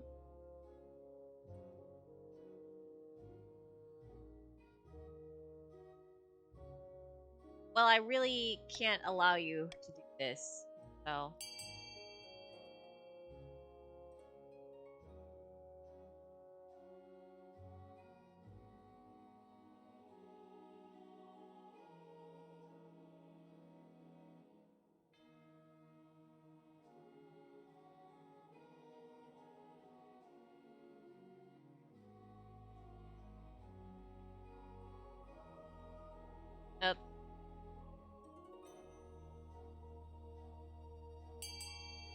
Alright.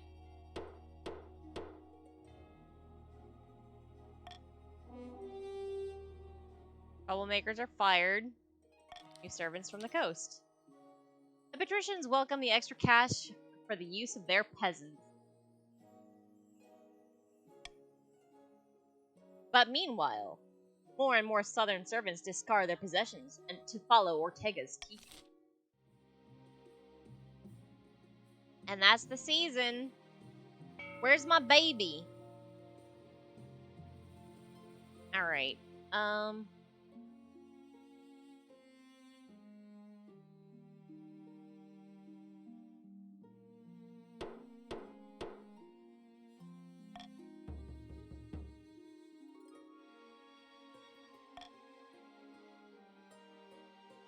Bankruptcy loom.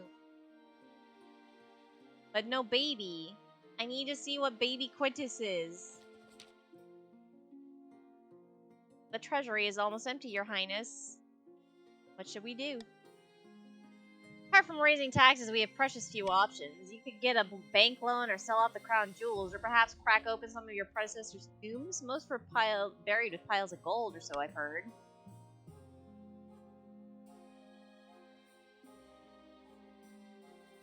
Wow, somehow this feels like a terrible idea.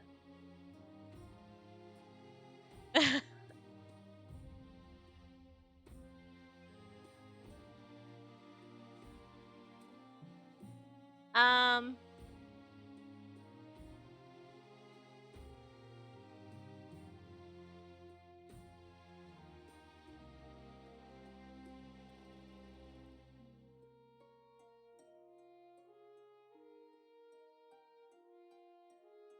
I'll eat your money, though. You auction off dozens of necklaces, 5 gold rings, 5 golden rings, and a jeweled scepter to the nobles. It's a humiliating affair. Selling off your symbols of power makes you look weak and desperate. Oh, look at this tiara. Fetching, isn't it? Don't mind if I do. Hey, check out this. Oh, Hey, check out this scepter. It's like I'm the king.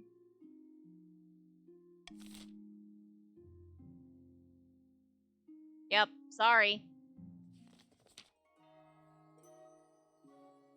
The South has been preposterous late, but my tax collectors are reporting suspicious coins in the latest takings. The whole region is awash with fake money. Oh my god. The council needs to act fast. How dare you, fake money?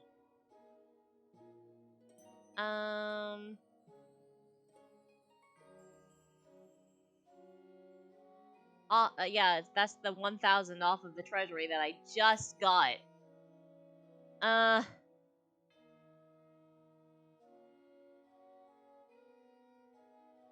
need you guys to not do this.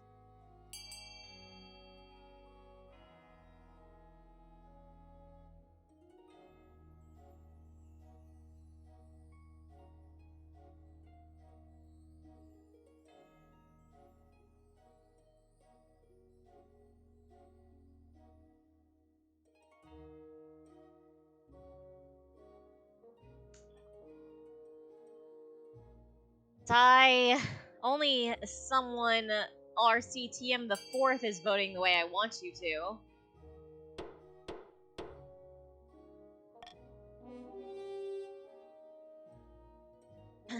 Welcome. Alright, artificers, create a new coin. It looks the same. After weeks of experimenting, the new coin is invented. It has a special pattern of ridges along the rim that make it nearly impossible to counterfeit. However, they're much more expensive to manufacture. Rolling them out across the kingdom will take time. Meanwhile, people continue to use the old coins impacting trade in the south. Haha, no longer 10 trade. Not that it matters this game, I don't think, but... There's a problem with the followers of that southerner, Ortega. Her teachings have spread to the coast. Worse, she's getting stronger. She's performing miracles, healing a woman's broken arm with a simple touch, curing an old man's blindness.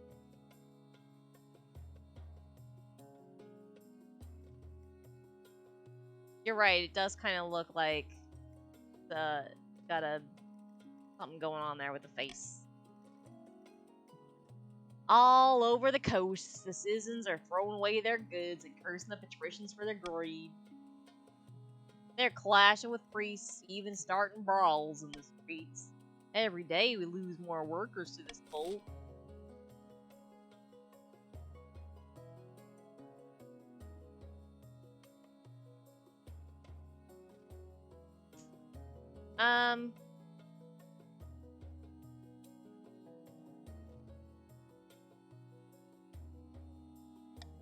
Get money and vote for assassination.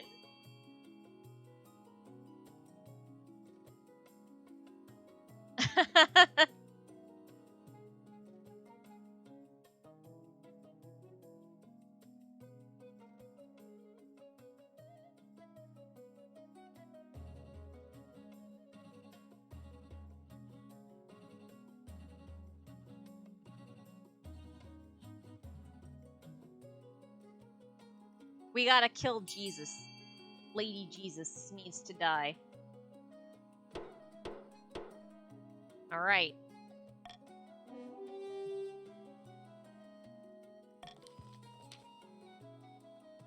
A little money in the right place sweeps your problems clean away. For now. Full season.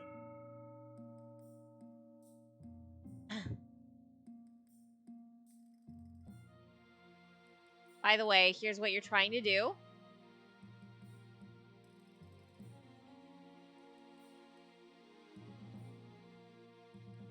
Alright. Hang on. Here's where we are.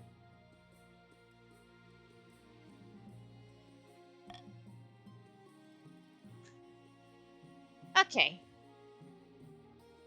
Oh, finally. Your quest for an heir is finally complete. You stand before the council holding a small child in your arms. Should I die, I ask that my crown be passed down to... The council hall is filled with nervous silence.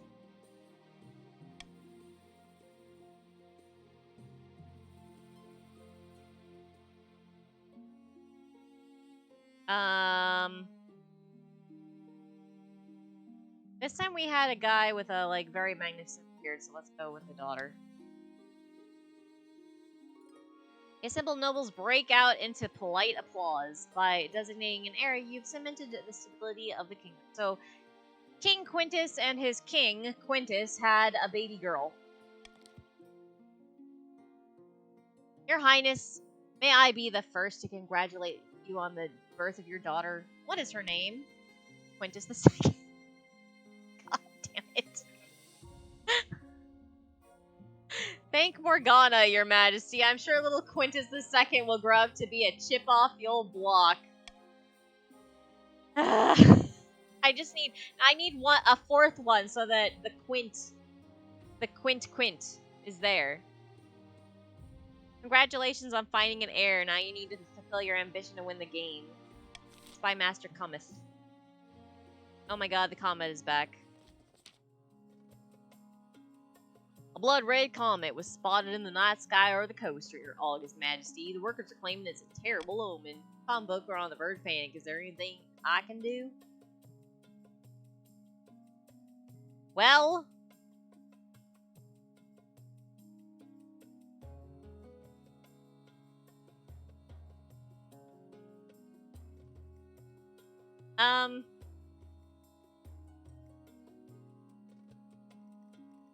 Let's shake the dice.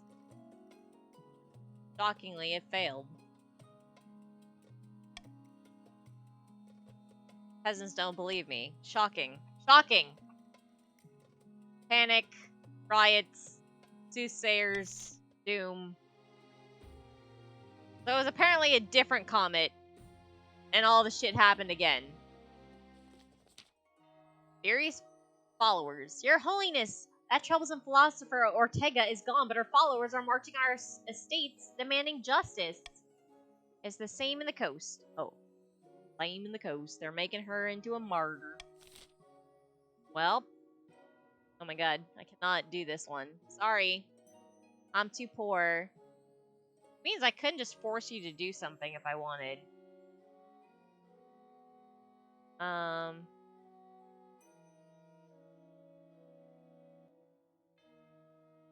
I'm gonna guess that you guys are gonna do this, though. Let's go. What will you do?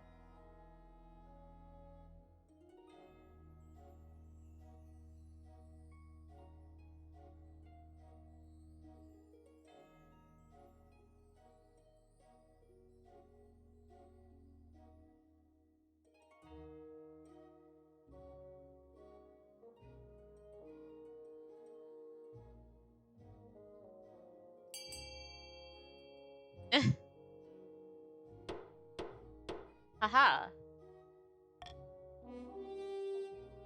Alright. How do they do? Oh my god, it succeeded! The Archbishop gives many passionate sermons preaching peace and unity for all. It's not long before the followers realize that worldly possessions are actually pretty useful. And Ortega's name fades into obscurity.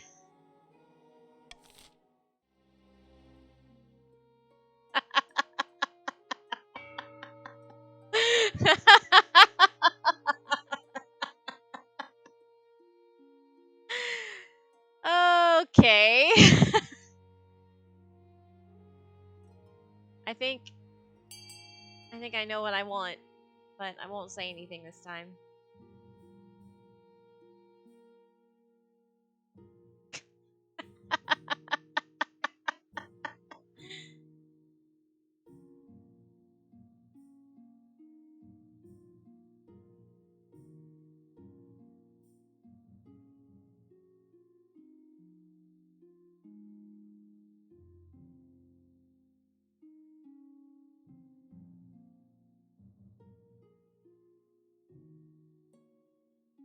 Why you gotta be like that?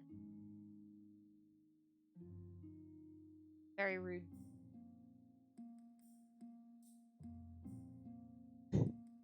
Stop.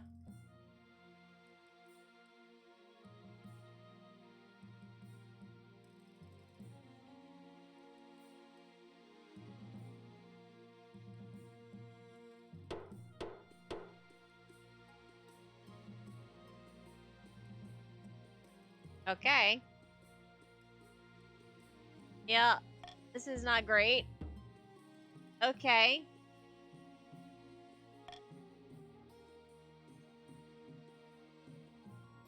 My ambition. At the start of the reign, you said you wanted to be the father of the nation, but so far you've not convinced anyone. The kingdom's farms aren't producing enough food. Peasants can't rely on you. Yeah, I know. Your current ambition isn't working out for you. If you want to stop the nobles from overthrowing you, you need to pivot, change your image. My advice would be to infiltrate each region with loyal spies.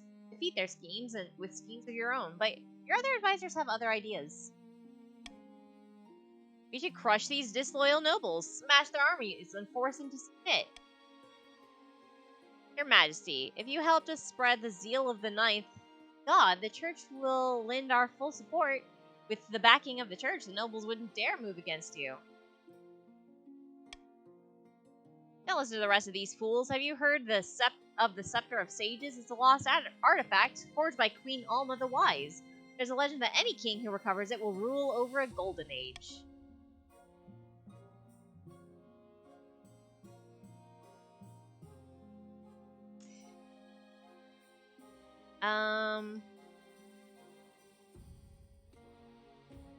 these are not great for me. Authority and military is nope. Authority and faith is nope. Faith and trade.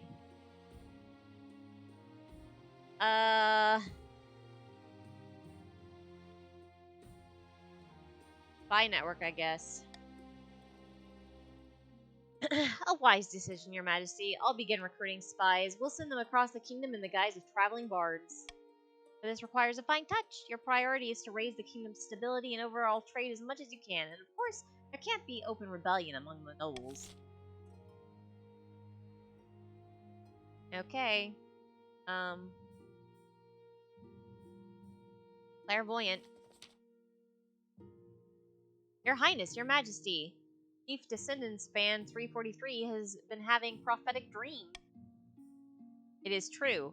I can part the veil betwixt now and some ways off. Alright. Hear it. I look to the future, and it speaks through me. No more, no less.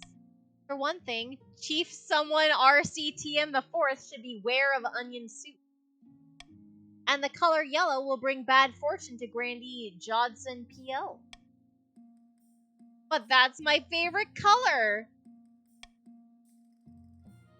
Please, Your Greatness, have her foretell the future for the Council. We could gain insight into great mystery.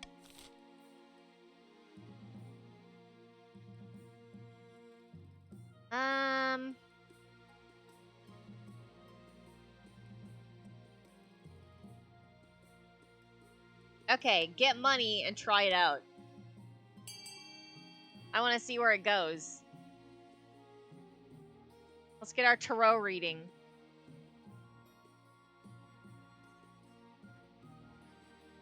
I can't believe you.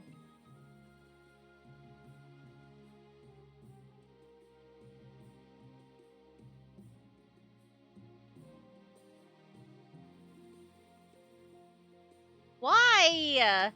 Why do you all hate money?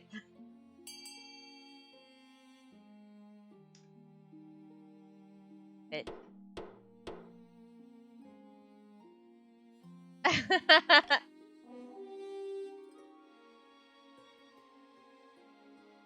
No, because I need stability, and that was the one option that knocked my stability.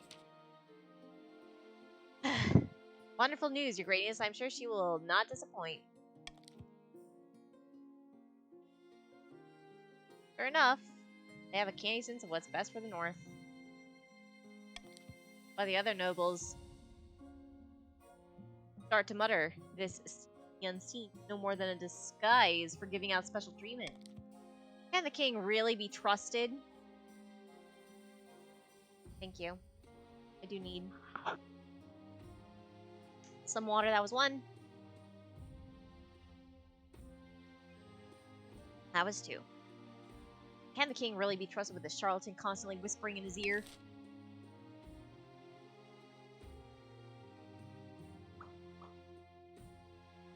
A brand new harvester? Your esteemed highness. Oh, thank you.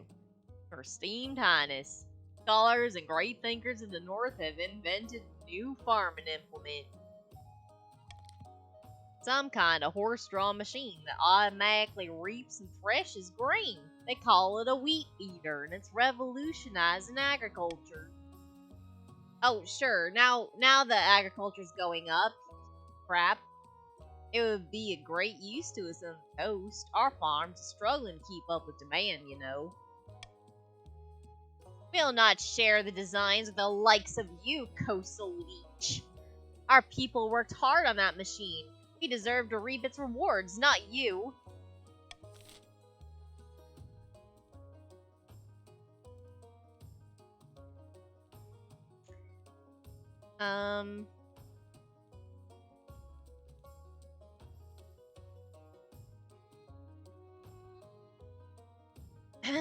Ba-dum-bum.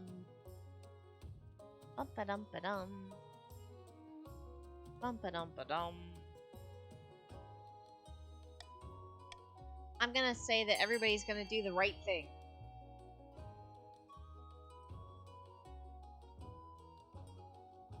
I believe in you.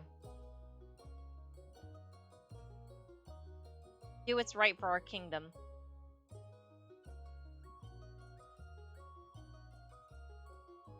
You know it's in your interests, Yellow, to get me more money, but you should definitely do the right thing.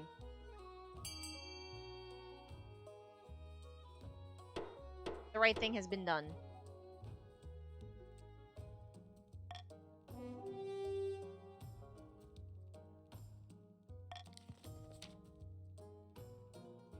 A fair price, I suppose.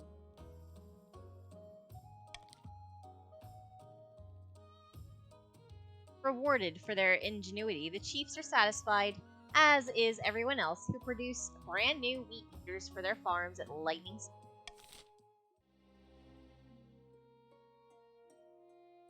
Over. Oh yeah, this. Here they come.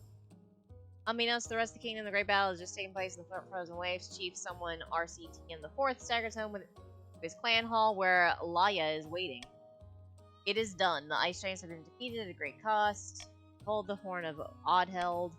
He branches the horn. The room goes silent. A crooked old ram's horn by the looks of it, but as big as a person's head and inlaid with gold and ancient runes of power. By each and every god, this horn has the power to collapse buildings, cause earthquakes, even destroy mountains. We must assemble the other chiefs at once to decide how it will be used.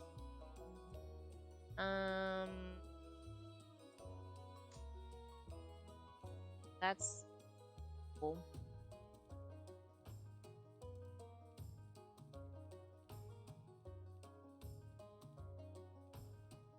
I think you should lower farming. I don't know why you've got to be like this.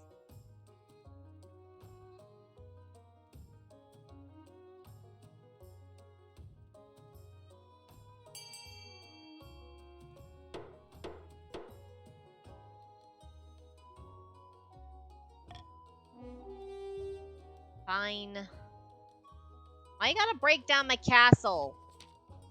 I already had a troll come in. A bit too sneaky for my liking, but it'll get the job done. Oh, we'd best make sure that security is lax enough for us to sneak in. I'm sure we can convince the king to relax a few restrictions here and there. For the good of the realm, of course.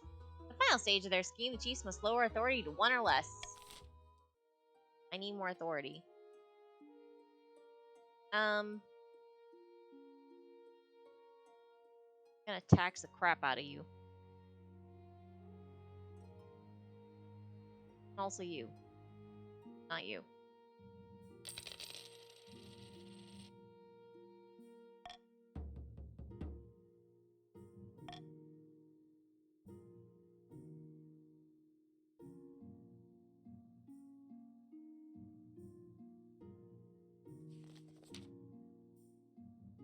It all goes according to plan, Your Majesty. Let me show you.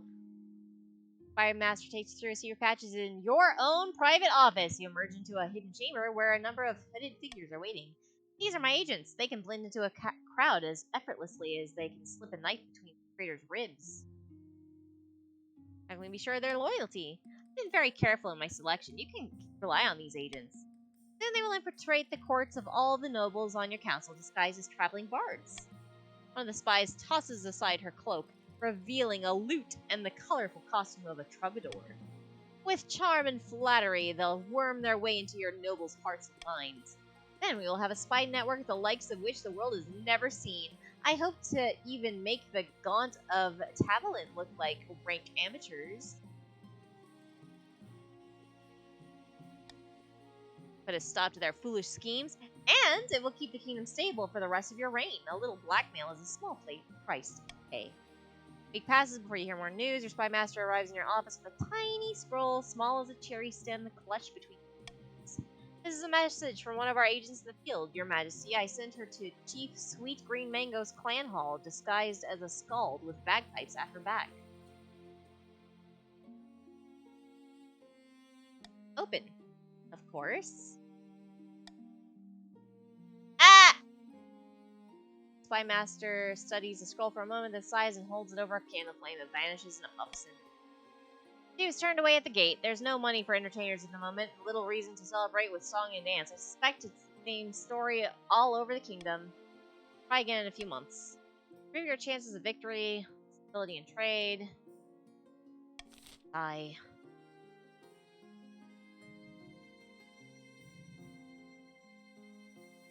Urgent meeting. One evening at dinner with King Consort Quintus, the spymaster strolls into the room. She gently places a sheet of papers at your elbow. What is this? A new satirical poets surfaced, Your Majesty. They call themselves the Sapphire. It could even be a group. My agents haven't unearthed much more than that. Quintus leafs through the papers. Ah, they're pretty funny, whoever they are. And good. Sapphire mostly turns their ire towards the chiefs north. Looking for trouble, head for the north. They try to bring peace, yet more carnage springs forth. I like it. You guys suck. Many agree with you. The poems are becoming hugely popular. Sapphire feels the chiefs are self-interested and do not keep their responsibilities for. They do have a point. If this carries on, the chiefs may pressure the crown to step in, or the people of the north may grow discontented. Look.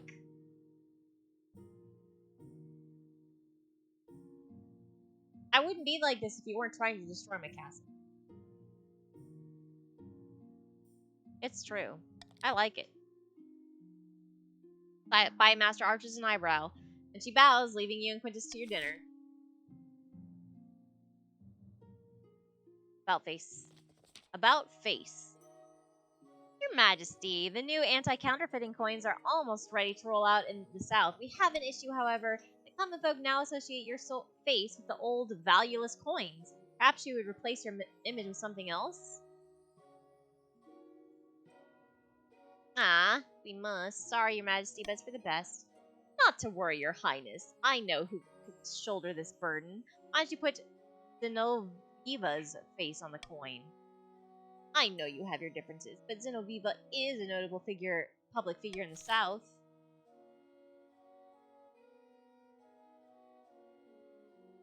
I'm gonna go with hell no.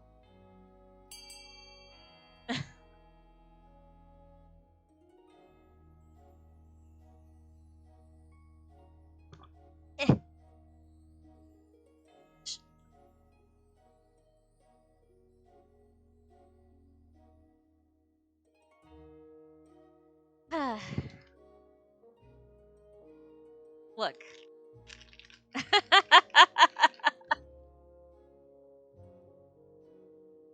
We can't. We can't.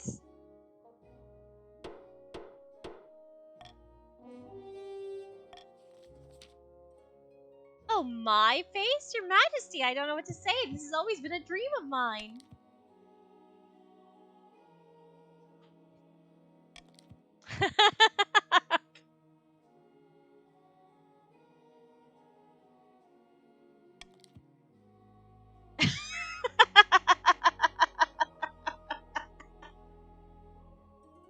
Treasure is the true queen.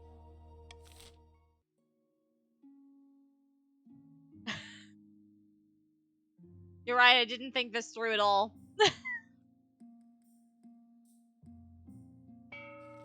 Well,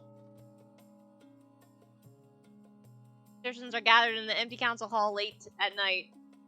We report from one of their spies has just come in. Depths below. The chiefs retrieve some ancient horn that they say is from their gods. They want to use it. They want to choose. They want to choose it. Take down King Quintus and put Laya in his place. You should be loyal. Bah. What do we care about some old horn? You just gotta guide me better. Clearly. Everyone knows those pagan gods are about as real as mermaids. Oh, sorry. Everyone knows those pagan gods are about as real as mermaids. Real or not, that horn has power. The spymaster tells me it can collapse mountains with a single dude. Chiefs will make their move soon. We just have to delay them long enough for King Quintus to solidify his power. Don't be long now. Our great king is on the verge of greatness. I can feel it. Must continue to aid the king.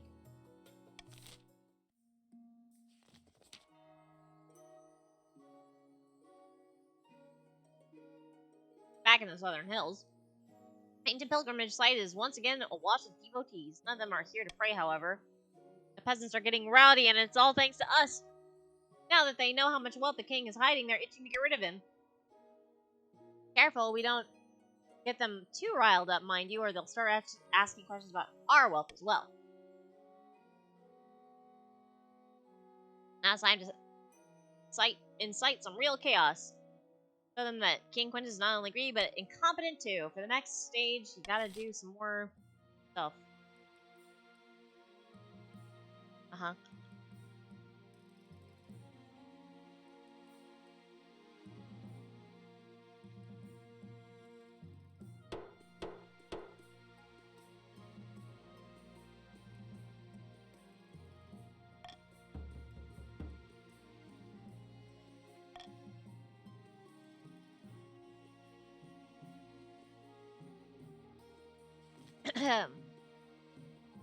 Council session starts like any other. You're supposed to be debating farming subsidies with Franco OGT and the other petitions, but chiefs are nowhere to be seen. Anyone seen a few lost chiefs this morning? Probably drunk in a ditch. Oh, probably drunk in a ditch. Please, your esteemed highness, let us begin without them. I doubt they will have anything useful to get anyway. You stand up to address your nobles. Just as you're about to call the council into session, there's a wobble. Not a little wobble, mind you. This entire building is shaking wobble. Earthquake! In the capital, surely not. But then, what? Before you can say anything more, there's another wobble. This time it's more violent and loud. Chandlers jiggle, then shake madly. A crack in the masonry appears in a nearby column and travels up, all the way to the arched ceiling. The stone column splits, then starts to fall. Your Majesty, watch out! Those are load-bearing columns.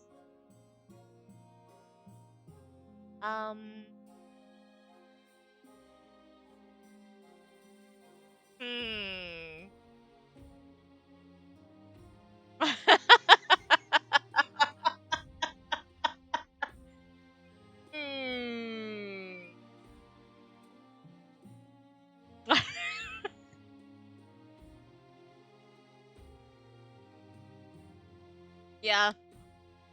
You sigh. This isn't how you imagined it would end, but you're not naive enough to think you've got a chance. The chiefs are using the Horn of Oddheld to bring down the palace. There's no way you survive this. You let the pillar fall on top of you. Everyone screams.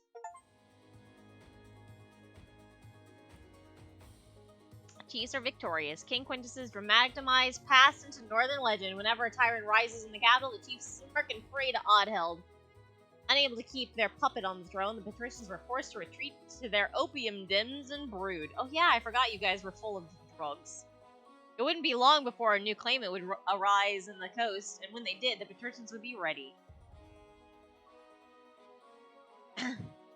Unable to convince the peasants to act in time, the grandee scheme fizzled into irrelevancy. You know, but Generation 2 is still around. Perhaps next time they'd take matters into their own hands instead of hinging their plans on the whims of common folk. With their spectacular destruction of the palace, the chiefs quite literally squashed anyone who would claim the throne.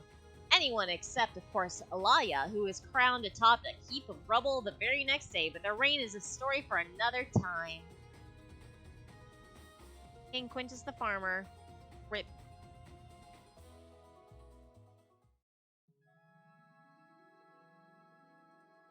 Alright. We have time, I think. One more.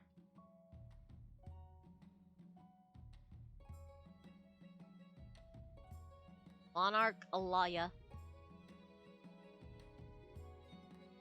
Changes. Well.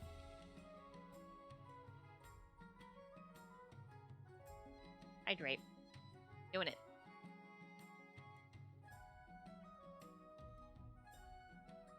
Ah.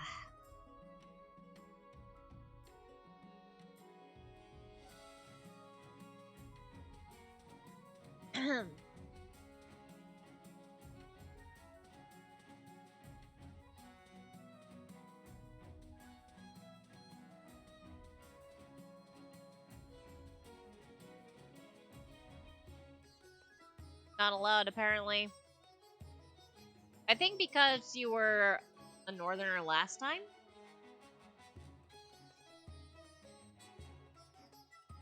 And I didn't start a new game. This is a continuation. The poor Franco OGT still all alone in the coast.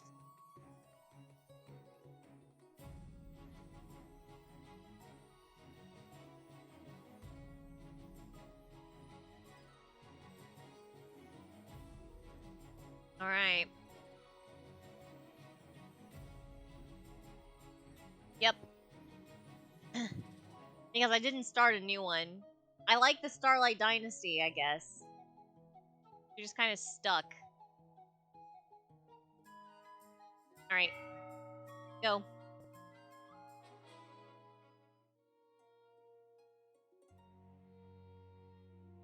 I really should eventually, though, like, start a new one.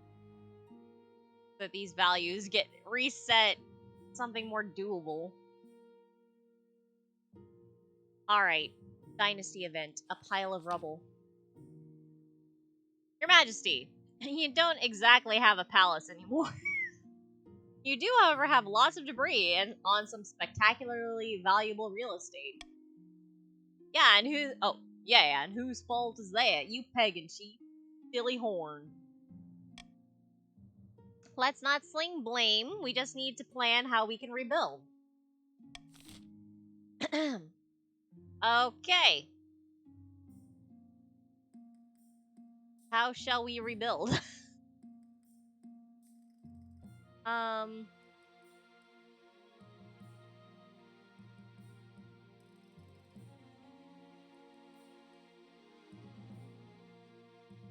Yeah, these aren't great.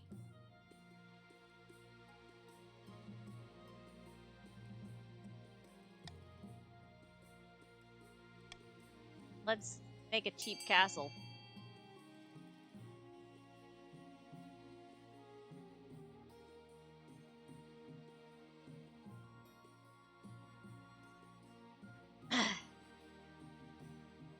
Northern style. Oh my god. My treasury, no.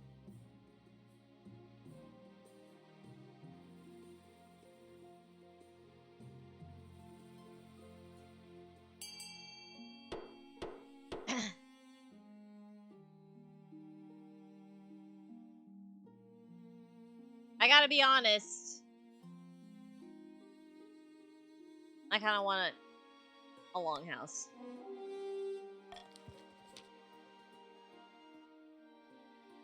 Ooh, I seldom get the chance to work in the northern style. Log walls, fir rugs, roaring braziers. I'll draw up some blueprints.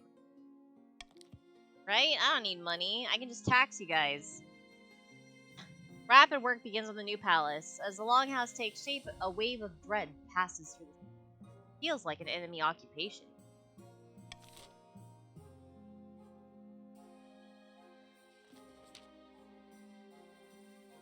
Your Majesty, the history books don't look kindly on the usurpers. Alright, blah blah blah blah blah.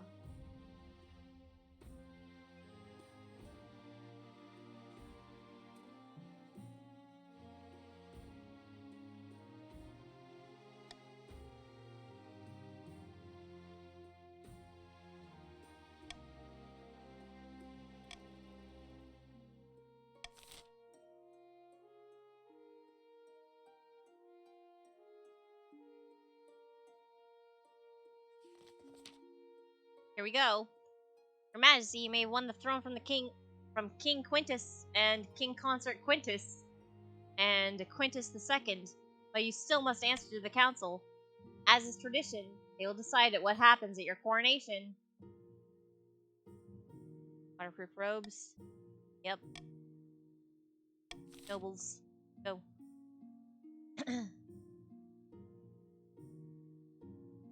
I'm gonna say...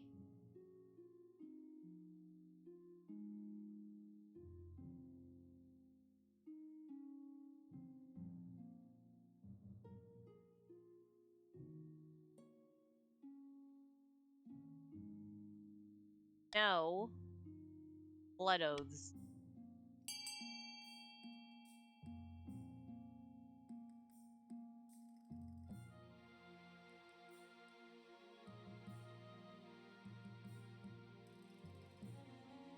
Why?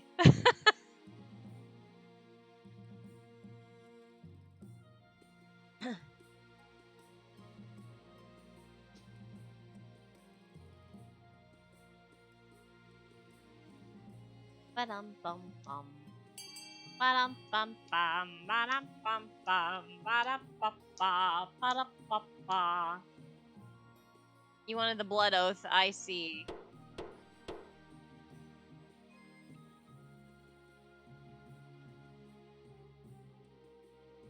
Hmm. Of these, I think let's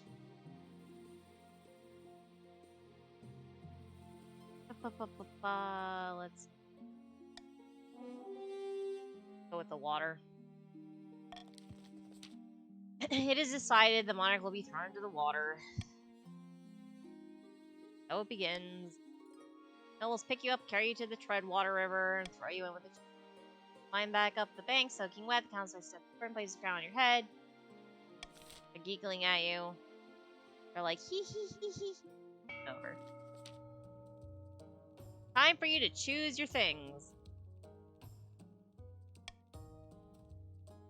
Morgana's with us. Laya now sits on the throne, and the chiefs are in charge, but the other regions will already be scheming to depose them. You should definitely choose loyalty. Definitely choose loyalty.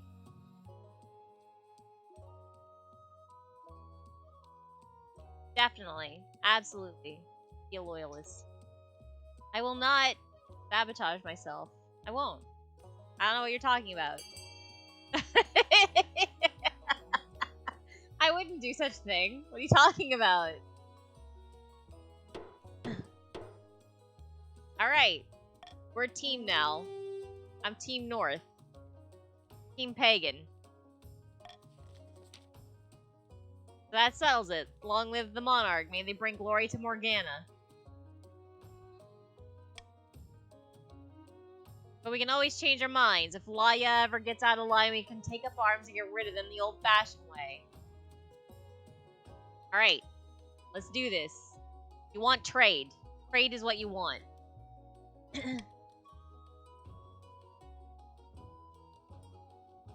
Yeah. Irina of the Franco OGT family, powerful business mogul, scribbles with a used quill on a hardwood desk, muttering in frustration. Blah blah blah, something gotta be done.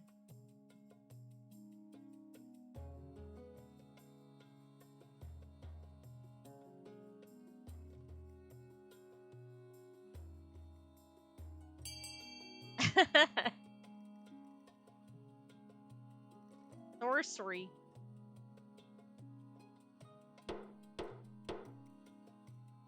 Alright. But your sorcery.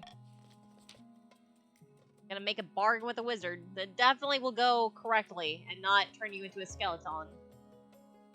Skeleton. Skeleton. Skeleton. Skeleton. Skeleton.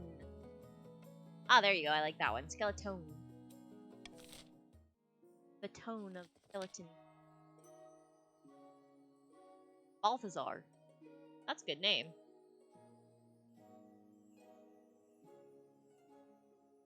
Blah, blah, blah. Raging. Round. False pretender occupies the throne. Blah, blah, blah.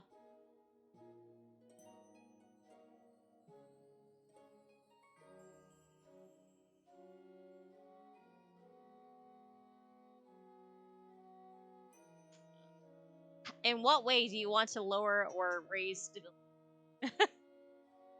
You have choices about my stability. You can stabilize or destabilize in various ways.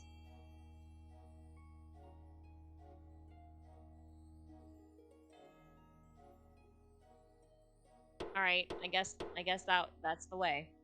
Fine.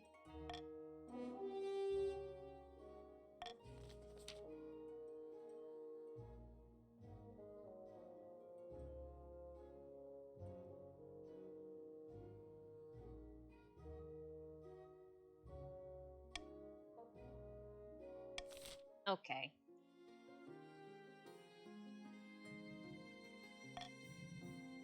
Laws of the land. Alright, which one of these do I want?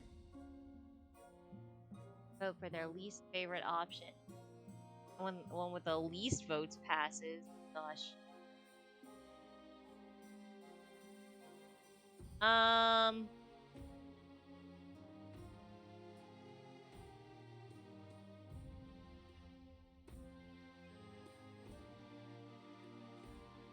Just for fun.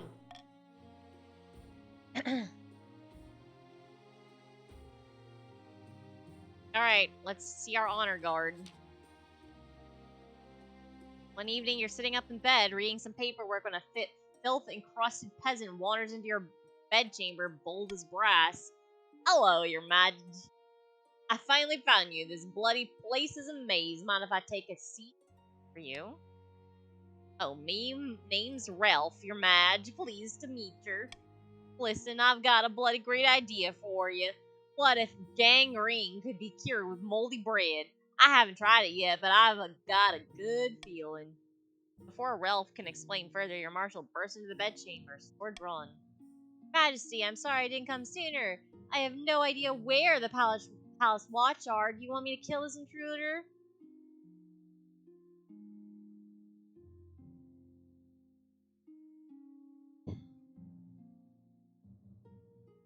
Vote about moldy bread.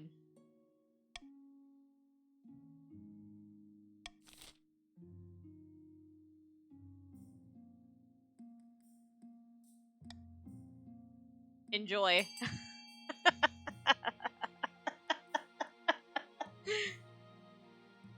Enjoy the reverse voting.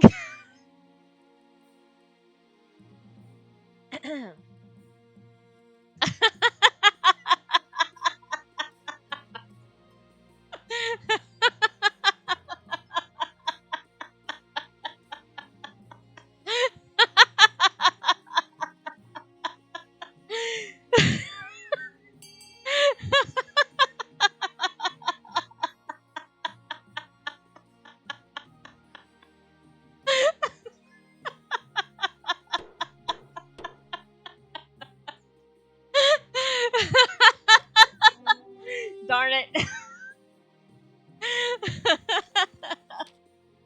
Why won't you let me study moldy bread?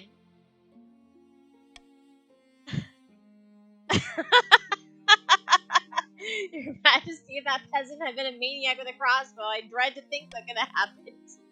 You need an honor card.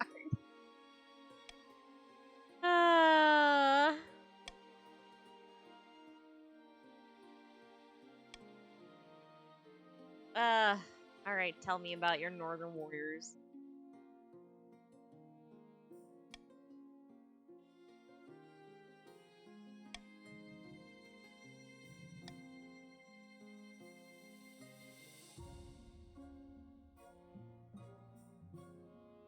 Lowborn crooks. And the battle moon.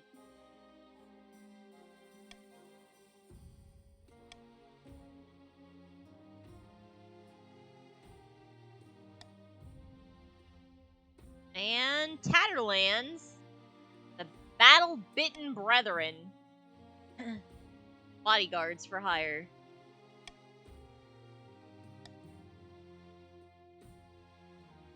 Alright. Go north.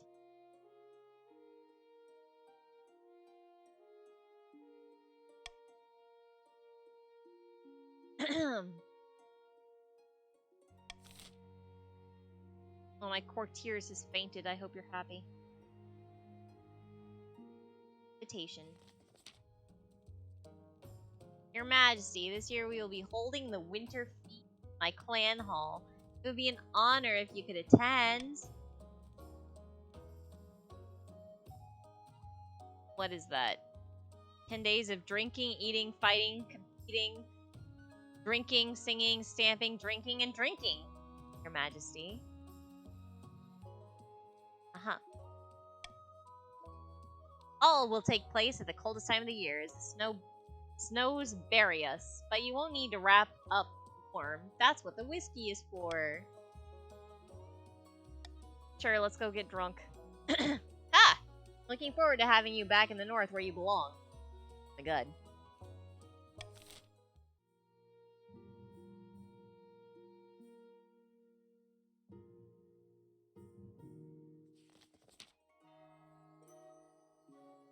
A fishy wedding? Your Majesty, the Archduke of Saul has invited you to his forthcoming wedding. Your attendance would help shore up relations between our two great nations. By the ninth great nation, the Isle of Saul is nothing more than a nest of pirates and cutthroats. I heard it isn't a proper marriage anyway. The Archduke is marrying a fish. The groom is a fin folk, one of the denizens of the sea, perfectly sapient and actually amphibious. You know, mer people are very nice. Well, the church doesn't agree with a man marrying a fish. We mustn't legitimize this farce by allowing the monarch to attend.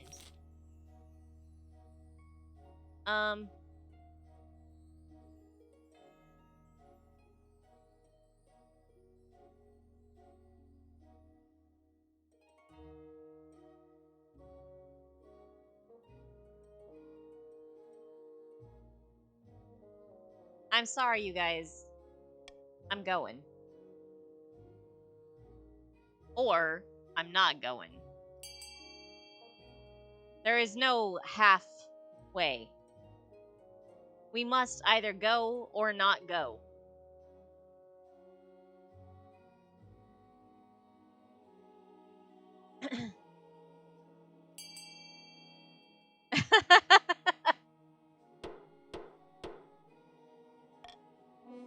Alright. Of course the monarch should go. Of course. Excellent. Wedding is scheduled for next year. I'll inform the Archduke that you shall be delighted to attend. Humph. Kingdom is sliding into madness. As announced, you will attend the wedding. The grandees are naturally scandalized, but the peasants, sentimental as ever, are in favor of your public opinion turns against the overly strict church. Love is love.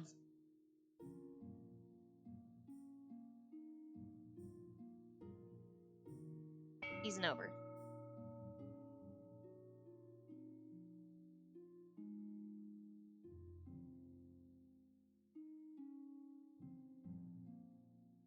Alright, are you ready? Frickin' go. Blink.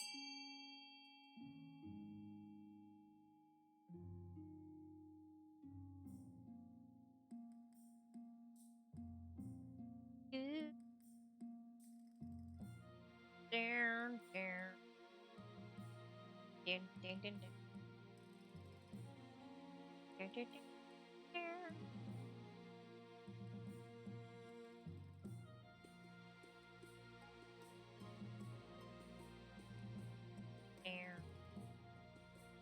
Dun, dun, dun. Dun, dun.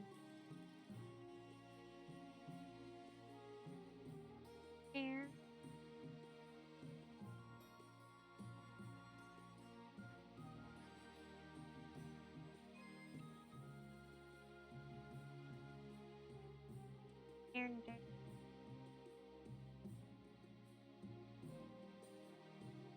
Time's up.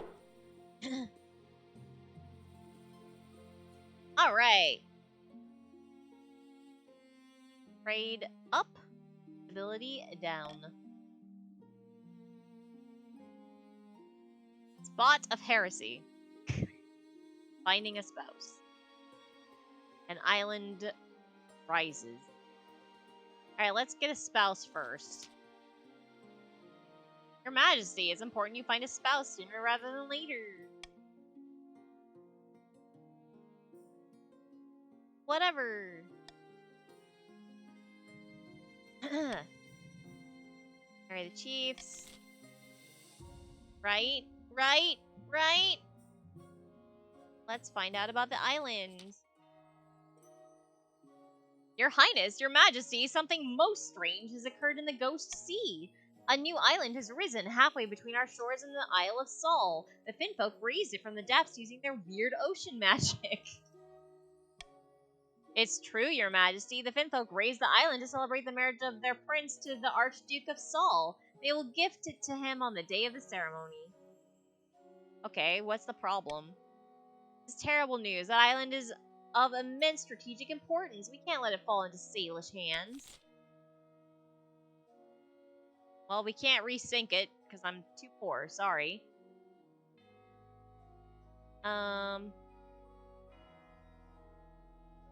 Oh my god.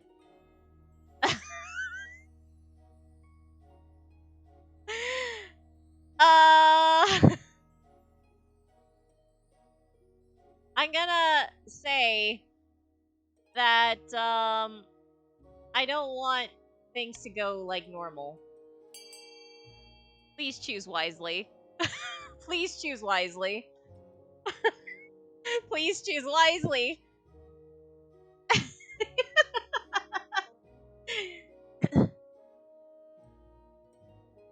Choose wisely. Thank you for choosing wisely. Can this be my spouse?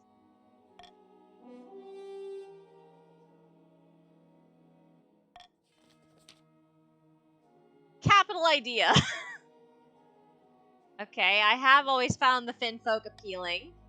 Silence falls over the council. Nobles glance at each other, coughing and adjusting their collars. Hey! Well, you're unattached, and you'd make a far better match for this Finfolk prince than the Archduke of some rainy little island. What's the harm?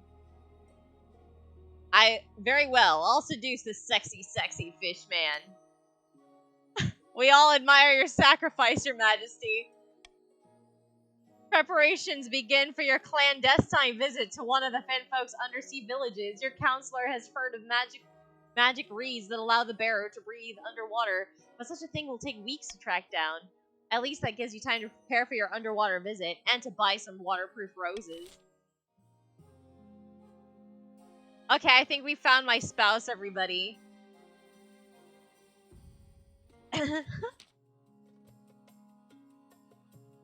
Let's all make good choices. I think this is gonna be great.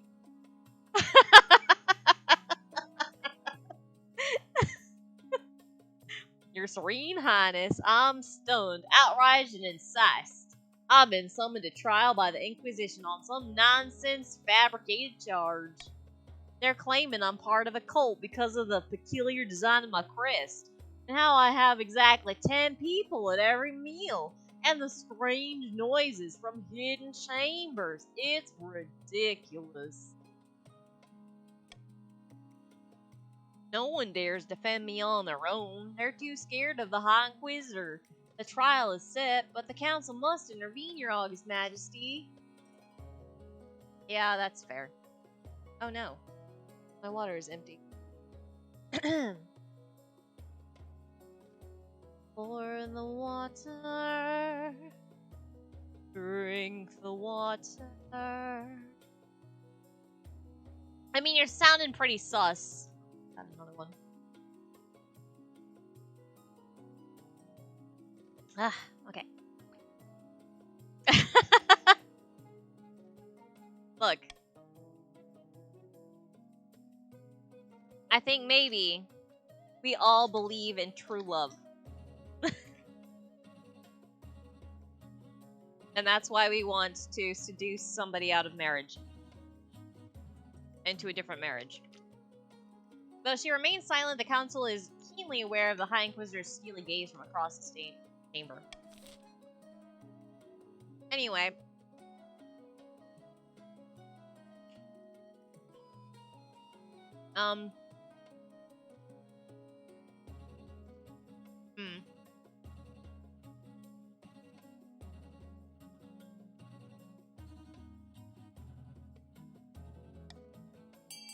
Vote for what you don't want.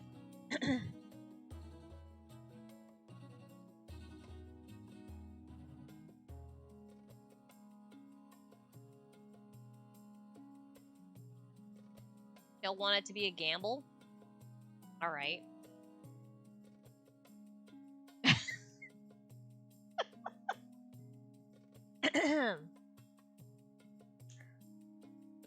Why do you want the Inquisition to gather evidence against you, Frank?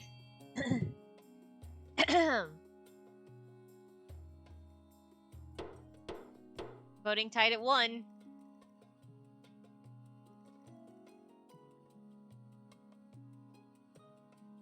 I have no chance here, but...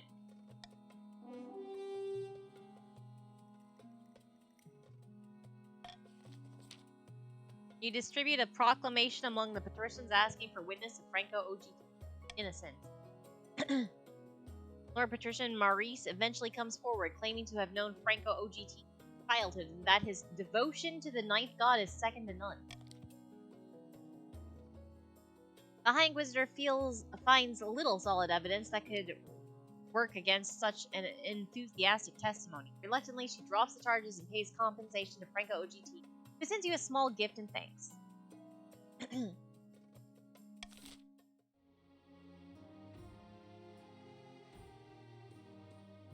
Okay. Let's marry a fish.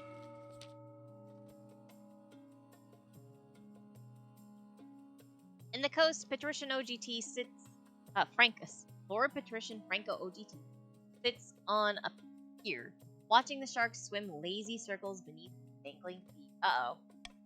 Suddenly, the water begins to boil and froth. The sharks swim off in terror. A huge, shaggy figure rises from... You wanted to meet me, make it quick. A giant squid is fighting a sperm whale 30 miles from here, and I don't want to miss it. I thought we might have a common goal. Monarch has been overstepping their boundaries, haven't they? The Monarch's Navy did anchor their ships over my favorite reef last month. Bloody annoying.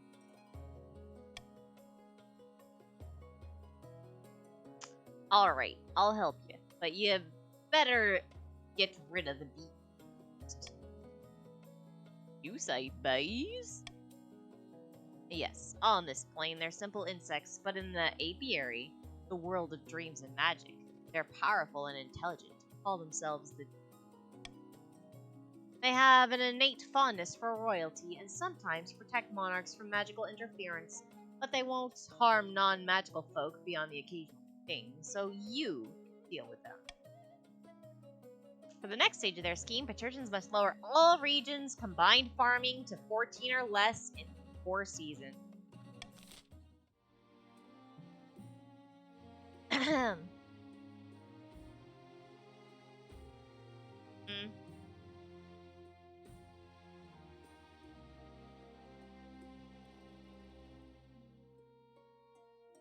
I'm gonna just say this is fine.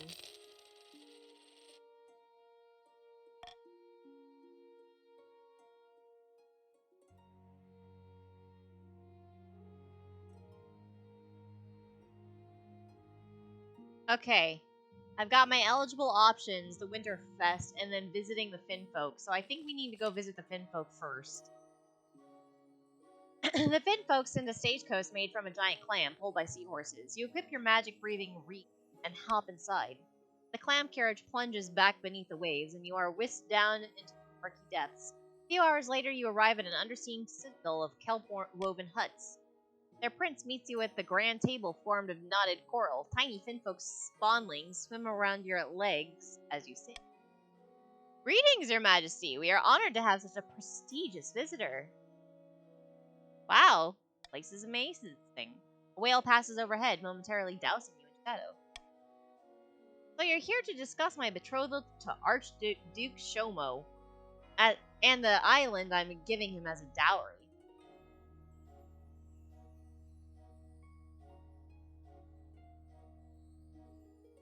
Oh my god.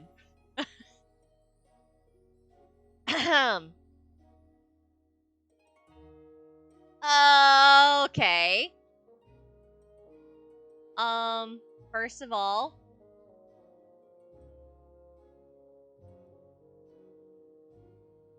did I hit on him super hard? Or just, like, make him, bend over? What's the best way to get him on my side? Let's ask about the dowry. Well, it's a very small island. The Archduke assured me it wasn't worth very much. After all, you surface folk have so much land already.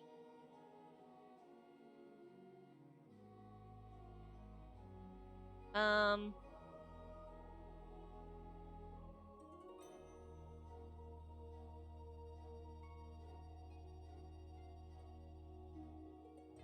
actually, the island's worth a huge amount to us. Oh, really?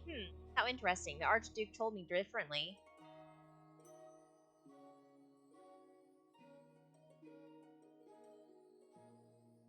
This new island could cause a war between your future husband and I. A war? Really? I can't risk that.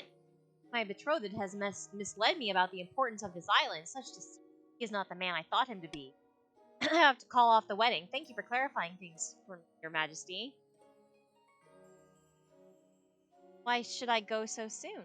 Let's have a drink.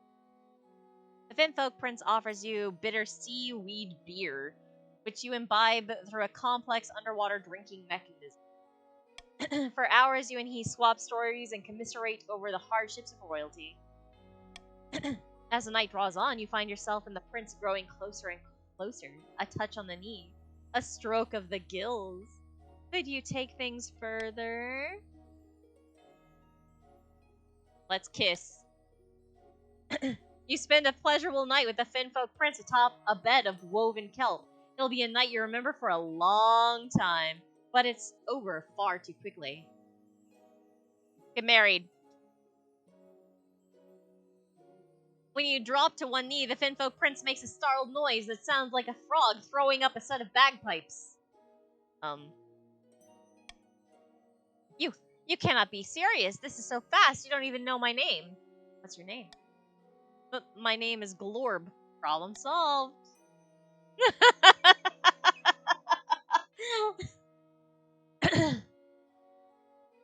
I have only just decided to end my betrothal to the Archduke. You would have me move on so quickly? We're destined. But what about your vindictive nobles and your hidebound priests, and your kingdom is less accepting of my kind than the Isle of Sol. Love can overcome any hurdle. This is madness, but with a gentle smile, Glorb grabs you by the hand. Yes, yes, yes, 1,000 times yes! In fact, why wait? Let's get married right now. We can formalize things in your citadel later, but how many of your kind can boast of having an underwater wedding?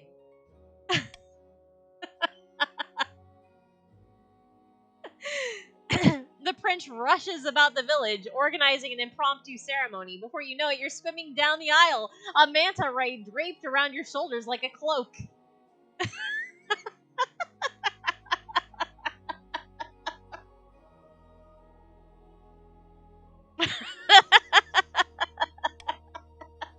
Do you take me as your husband? I can no longer back out.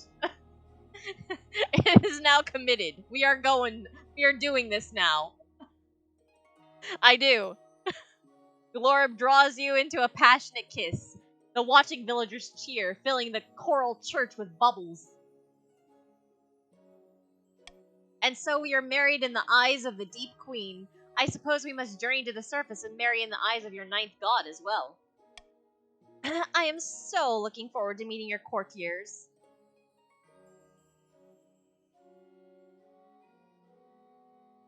You all had better be nice to my fish husbando. But in the back of your mind, you're worried. The church is not going to take this lightly. The next day, after a wonderful wedding night, you and your new husband travel back to the surface in a clamshell carriage. So how did it... Oh, ninth above! You've brought the Finfolk Prince back with you!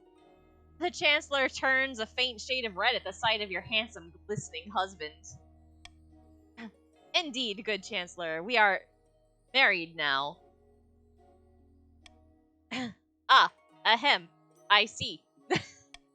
Well, may I be the first to congratulate you, Your Majesty, but the church will not be happy when they find out. Okay. Eligible options. Well, I spent weeks finding some suitable matches for you, Your Majesty, but I suppose given the circumstances, I wasted my time.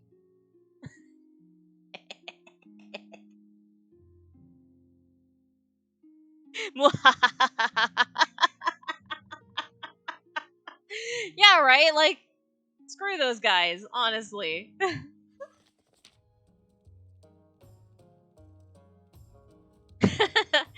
After weeks of leading your baggage train along perilous mountain roads, you finally arrive at the snow-swept clan hall of Chief someone RCTM the Fourth. And the hall is crammed with all the chiefs of the north, sitting cheek to cheek along tables, groaning under the weight of food and ale. Welcome, your majesty, to my humble hall. Take a seat, grab a drink. It is customary at Winterfest to exchange gifts with the host. What did you bring?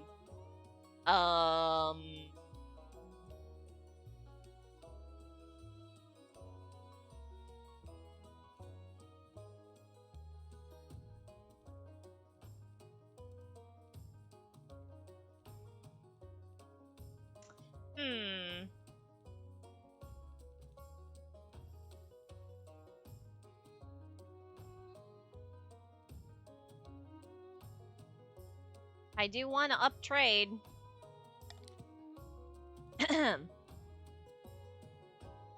This is far beyond what was necessary, your majesty. I will forever be in your debt. Now I can afford to repair those blasted roads. Oh my god. After that, the feast lasts long into the night. The fires roar, the bards sing songs of the old days, and a lake of ale is consumed. A couple of hours in, you are...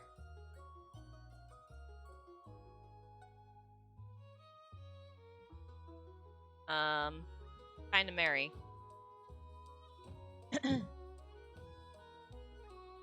As Winterfest draws on and the snow piles up outside the doors, the mood in the hall turns cautious.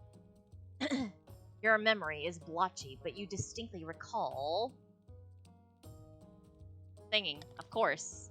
Me. The chiefs roar alongside you, full-throated as you sing the stirring battle songs of the north long into the night. The next morning, the chiefs are scattered around the hall, groaning and nursing their hangovers. Your own hangover isn't too bad, but the thought of the voyage home makes you wince. You bid farewell to the chiefs and begin the long, perilous journey back to the capital. Thanks for hosting me. Deep in the back rooms of the royal palace, the northern chiefs are poring over secret letters and scribbled diagrams. On the wall is a corkboard filled with pins and crisscrossed by colored string. The monarch didn't marry, but at least... Yes, I did. But at least they married someone. Oh yeah, we never met who it was, so, like... I guess maybe... Because you're supposed to, like, see who each one is putting out there. Yeah. There's a space here. Now now they just need to get on with finding an heir. We did it. We broke the game. Aye, the clock is ticking. I heard tell of a secret meeting between the patricians and the wizard Scrampton. Gods only know what they were discussing, but it can't have been good. Then we've got to keep up our efforts. Monarch Laya isn't going anywhere on our watch. The chiefs must continue to aid the monarch by countering the other regions. They will win the game if the monarch produces an heir and completes their mission. Also, pardon me, my goodness. In the south, beneath the scorching sun, Granny Quillshot is strolling through the vineyard in a company of a few close friends. The kingdom's fine. No one's calling for the monarch's advisors to reign. We need to step it up. More chaos. More panic. Then we can swoop in and offer the monarch an olive branch. Yes, and if they don't want to take it, we'll smack them with it until they give in.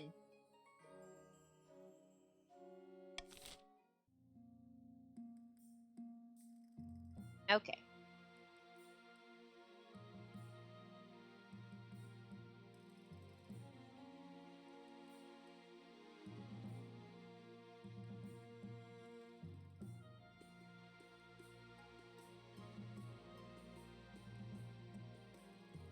There was not.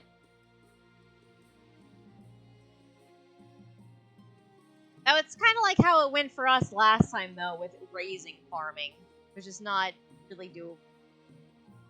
Which one of these should I take?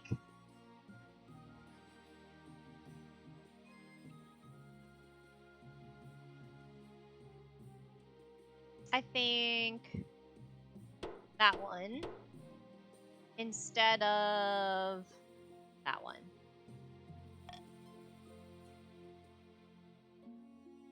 Oh no, bankruptcy looms. A controversial wedding and shark attacks. Shark attacks here. Alright, but you have to think about what you've done. I will be right back.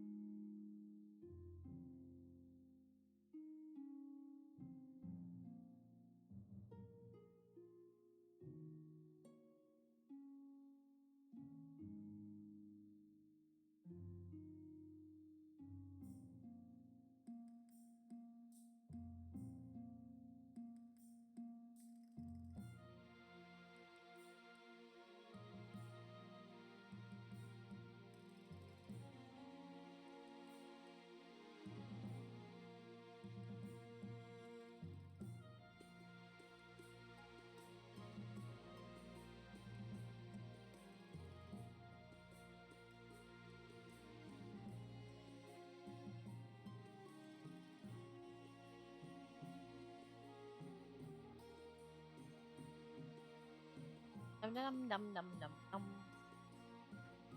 Dum dum dum dum dum.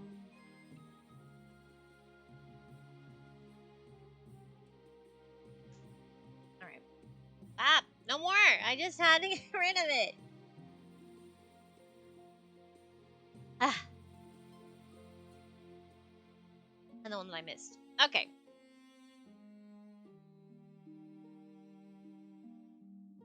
Now. First, let's get married. I want to seal this deal. You stare out over the assembled faces of your nobles. You have a big announcement for them, and you're not sure how they'll take it. You had better be supportive. Badly, you expect, but you clear your force. Force? You clear your throat.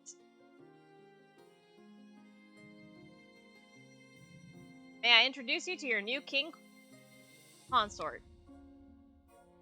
Your servants blow trumpets to signal the Finfolk prince's arrival. He steps out beside you, his feet slapping on the marble, and waves awkwardly. I'll do my best to bring our peoples together. For too long, land and sea have failed to understand each other. A collective gasp ripples through the ranks of nobles. Someone faints. One of the grandees spits out a mouthful of wine. By the 9th, the monarch has married a fish! Someone fetch the archbishop. By the old gods, you married a Finfolk over one of our eligible candidates?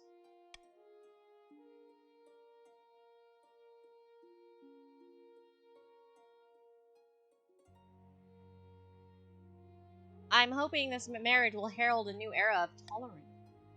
Nobles muttered darkly among themselves. Hey!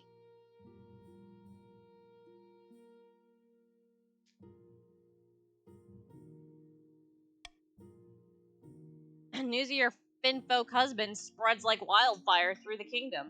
It's not long before the outraged archbishop is petitioning the council. Oh no! I just threw water on myself. Hold on a moment.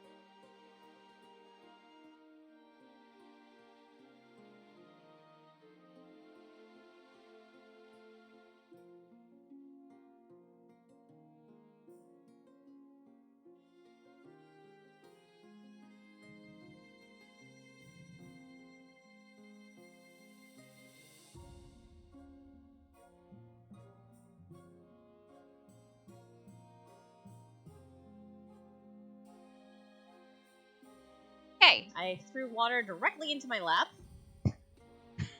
and onto the floor, but nothing was damaged. So let's just move on. Continue on with this wedding. Your Majesty, this undersea wedding is not legitimate. Finfolk traditions have no authority in this kingdom. And I will not allow your fishy friend to step a single webbed foot into St. Bertrand's Cathedral.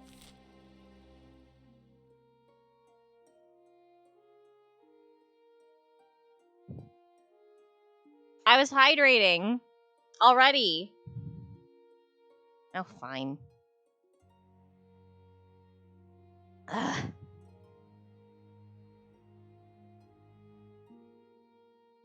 Alright. I was hydrating my skin. Alright. Which one? Which one? Which one?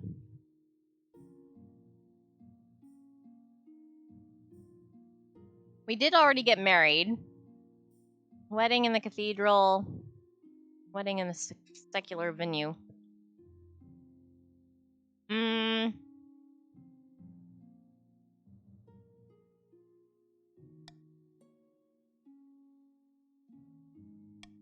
we go.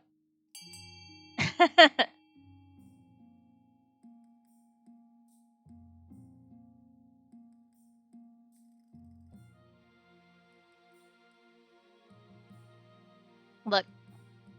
Sometimes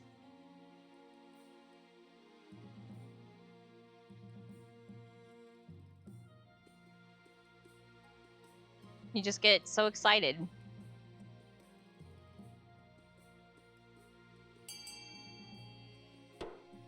Alright. Guess I get a second wedding here. Your wedding to the Finfolk prince is naturally the talk of the kingdom. Commoners travel from every corner of the realm to attend. For a week and a day, the capital is one giant party. Many nobles refuse to attend the event. Even now, they're still furious that you're marrying a Finfolk. On the day of the ceremony, the streets are packed. The St. Bertrand's Cathedral is nearly empty. But when you walk down the aisle to see Glorb waiting by the altar, nothing else matters. Ugh. Do you take this fish as your lawfully wedded husband? I object! Oh my god, Shomo has appeared. You'd recognize that figure anywhere. It's Archduke Shelmo, the man who had been betrothed to the Finfolk prince until you swooped in. You stole my husband! Snake! Fiend! I want my island! The Archduke is swiftly bundled away by security, but you suspect that's not the last you've heard from him.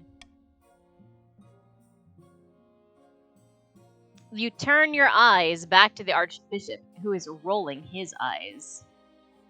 Where did you end up joining in? You're still the only patrician, Frank. I'm sorry. I do. Then I pronounce you married in the eyes of the kingdom. Now get out of here! You're greeted outside the cathedral by a huge cheering crowd. The nobles in the church may not like it, but the common folk adore your new Finfolk husband. I mean, who wouldn't? Look at Glorb. He's so cool. They like me. They really like me. You and your husband head back to the palace, where you celebrate long into the night. It's hours before the two of you have any time alone. Service customs are so fascinating. I was particularly impressed by your land horses. So, what now? I can't stay above water for more than a week, and my people need a leader.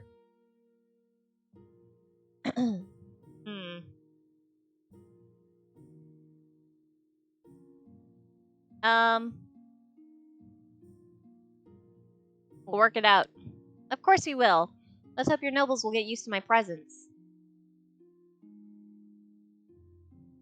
Let's not worry about it tonight. You're right, of course. Oh, here you go.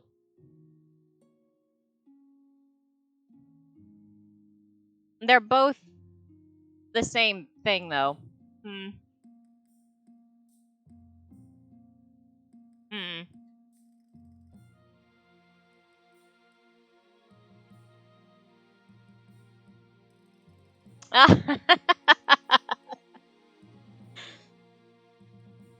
Care to join me in bed, Glorb? No time like the present. Come here, my darling spouse. You don't get much sleep. The church condemns you, but the peasants are on your side for once. Across the kingdom, more and more ordinary people are striking up relationships with Finfolk and getting married in the shallows. The improved relations between sea and shore are particularly beneficial for the south, where Finfolk happily herd fish into southern nets. There you go. We don't need faith. Shark attacks.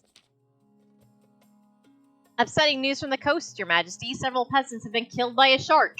I've already sent your condolences. You can't close my beach! Oh. You can't close my beach! Excuse me? The beach is vital for coastal tourism. You can't close it just because a few people got on the wrong end of a fish. Well, now I want to close it. Do you expect the attacks to continue? We can't risk coastal tourism. Well, now I want to close it, you big turd. You can't! I'll take this all the way to the council. Well, we cannot kill. We can keep it open. Shut down the beach. Or turn the shark into a tourist attraction.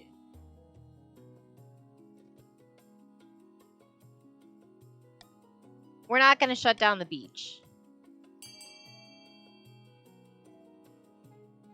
The shark will eat either way.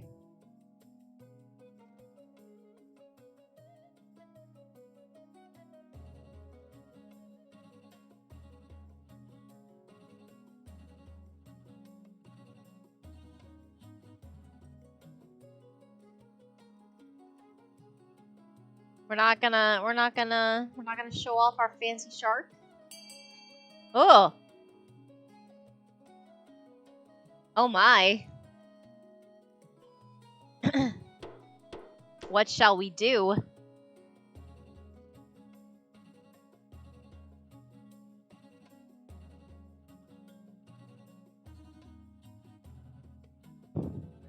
Well, these guys are on my side, so I guess I better choose what they want. It's genius! We flipped this on its head! The patricians immediately mounted an impressive public relations campaign. Come to Prosper Beach, see the world-famous man-eating shark. Thrill seekers welcome. More people are dying than ever, but at least they've all signed waivers. Everyone's happy, especially the shark, which grows very fat indeed. Trade up.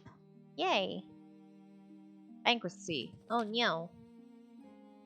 Treasury's almost empty. Where did it go? Can't possibly say, Your Majesty. Perhaps you've been spending a little too freely. Blah, blah, blah. Blah, blah, blah. Let's see.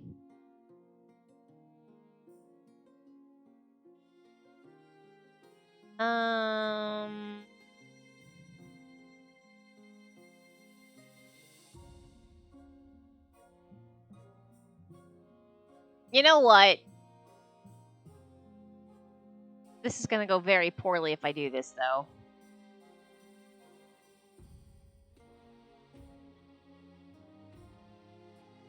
Let's crack open some tombs. That buried gold isn't doing anyone any good, is it? Time to desecrate some graves. Order the royal mausoleums dug into and looted. The result is quite a bounty. Gold masks, heaps of coins, precious jewels. Although, the South is getting angry at me. They all got mad at me. Why? They weren't using it. They're dead.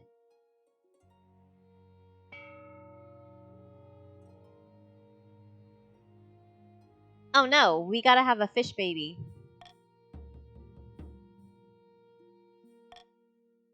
I think everybody needs to stop everything until I can have a fish baby, please. No option for a fish baby, I see.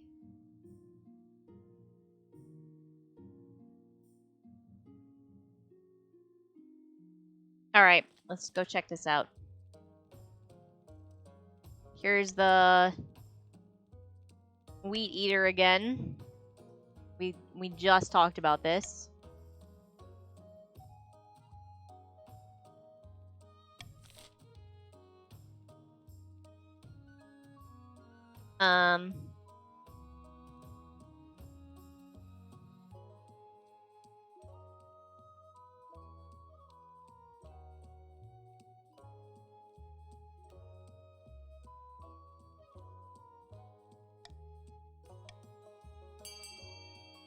Do the right thing. I believe in you.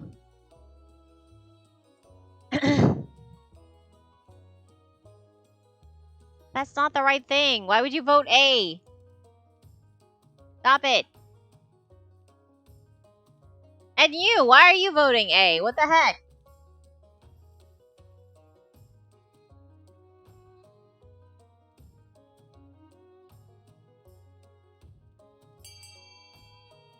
Why are y'all voting A? What's wrong with you?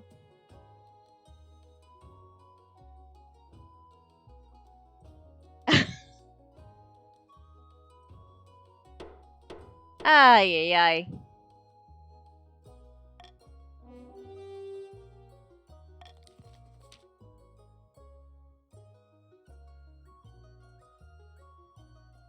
I tell you, it's tyranny. You're punishing innovation and shackling the free market. It won't like that. In fact, the market doesn't mind much. The machines go a long way to improve agriculture in other regions, making your kingdom more prosperous as a whole. We may all eat. Eat and be merry. Island dowry. Laya, I have a surprise for you. Close your eyes. Close your eyes. When you open them again, you're looking at a map. There's a new dot in the middle of the Ghost Sea. Oh, you got me an island. All at a wedding present. When you announce the good news, the marshal is ecstatic. Even your nobles are grudgingly impressed. Aha. Let's see what the council wants to do with this new island.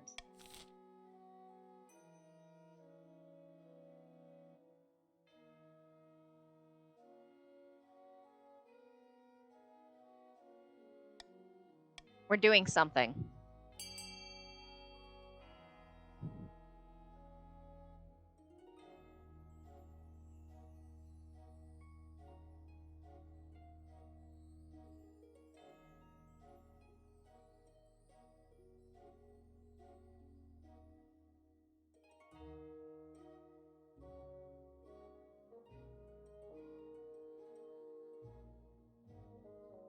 I don't know why you want military. For the South. Why? Why would you want to give it to the church?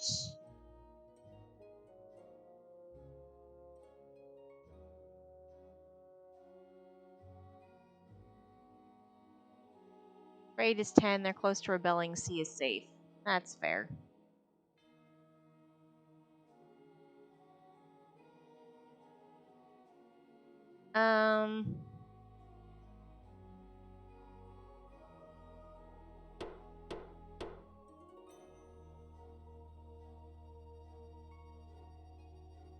Okay.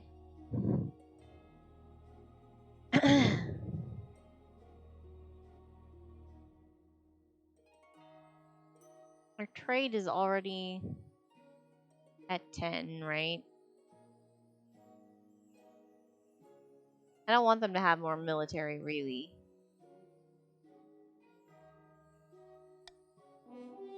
Oh, I'm still gonna choose trade.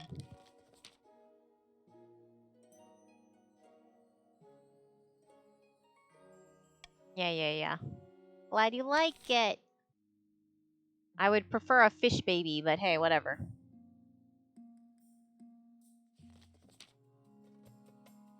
Lord Patrician OGT is here to see you, Your Majesty. He wants to sell you a crab.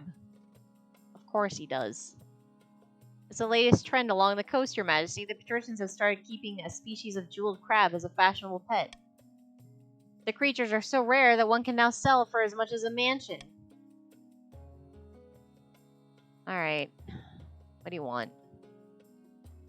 Thank you for seeing me, Your Majesty. I know the price is steep, but I assure you these crabs will only go up in value.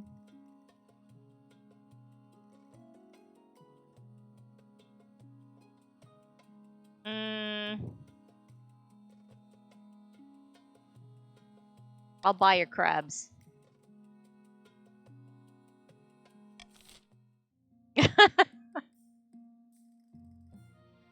I'll buy your stupid crabs. Last time I outlawed it and it didn't go well. So this time... this time...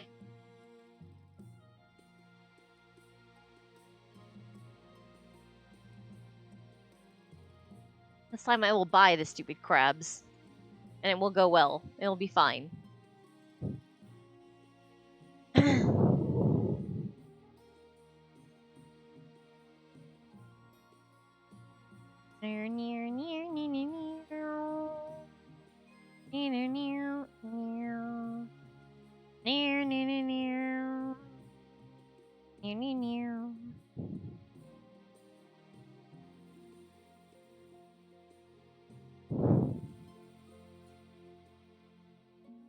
Oh no.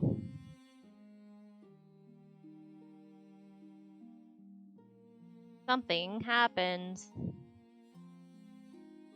on my screen. Well,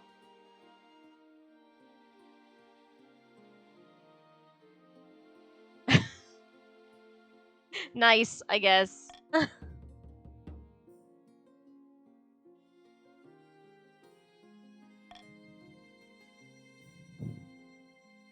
Oh no! No assassinating. I need a child. You guys gotta let me get a fish baby. Restless dead. A Salish assassin. Oh no. One bright morning, you are taking a stroll in the palace gardens, arm in arm with your beloved husband. And with the help of my Finfolk villagers, we can build underwater roads, which will open up trade between... Glorb is interrupted when a black-clad figure wielding a crossbow pops out of a mulberry bush and takes careful aim at his heart.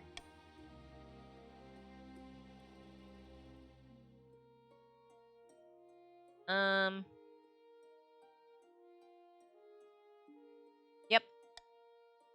Time seems to slow. You dive in front of your husband. A moment later, one of your northern warriors dives in front of you. The bolt strikes him in the stomach, sending him crashing to the floor. The rest of your honor guard rush forward and chop the would-be assassin to pieces. By the depths, my life flashed before my eyes. Your Majesty, are you alright? How's the king consort? One of my honor guard is badly hurt. A physician is on their way. While we wait, let me examine the assassin's body. See the squid tattoo on the side of her face? That's the mark of the Blue Octopus, an assassin's guild from Saul. It seems Archduke Shomo is still annoyed that you stole his husband. Evidently, the Archduke has decided that if he can't have me, no one can. What shall we do?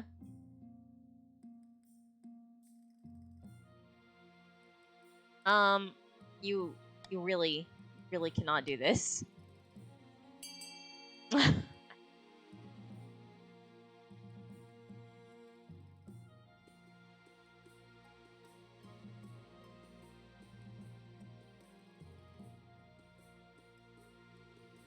I don't have enough money for you to do that, I'm sorry. We cannot counter assassin.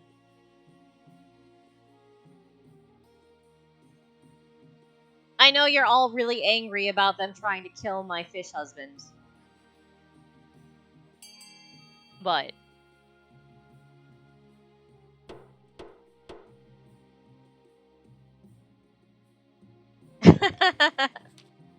Leave this to me, Laya. My people can take care of this. Your husband travels home and organizes a gathering of the Finfolk clans. An underwater war is declared on Saul. For the next few months, hundreds of Salish vessels disappear without a trace. Salish fishing and trade flounders while the grandees prosper. At long last, Archduke Shomo is forced to meet with you and your husband, begging for a truce. Bah! I surrender. There will be no more attempts on your husband's life. What else can I offer you? Money.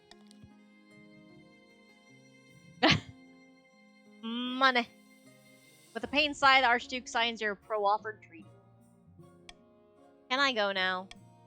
One last thing. With immense gravitas, your husband steps forward and slaps the Archduke with a large dead fish. The Archduke staggers back, looking utterly perplexed. Ow! Huh, how dare you? I don't have to suffer this. After the Archduke storms out of the negotiation tent, your husband offers you a mischievous smile. How can you even ask? That was the traditional Finfolk method of sealing a treaty. But really, I just wanted to slap him with a fish. Good job, Glorb. I love you more every day.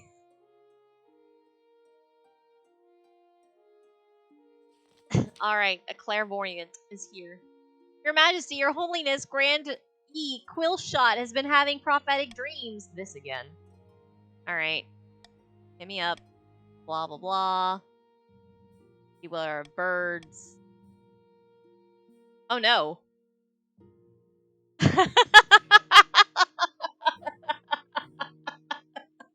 Oh, no.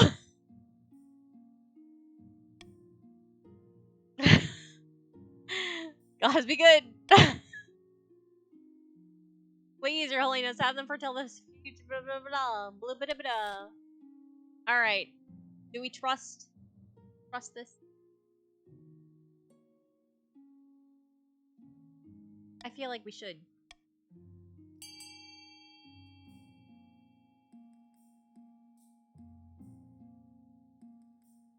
Hey. How dare you gamble with prophecies?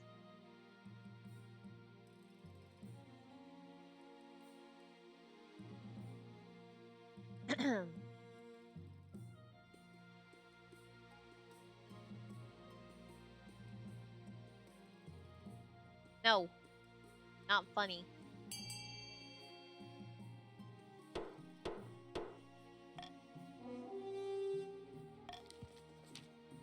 Wonderful news, Your Highness. I'm certain they will not disappoint. Sure enough, Grandy Quillshot has an uncanny sense of what's best for the South.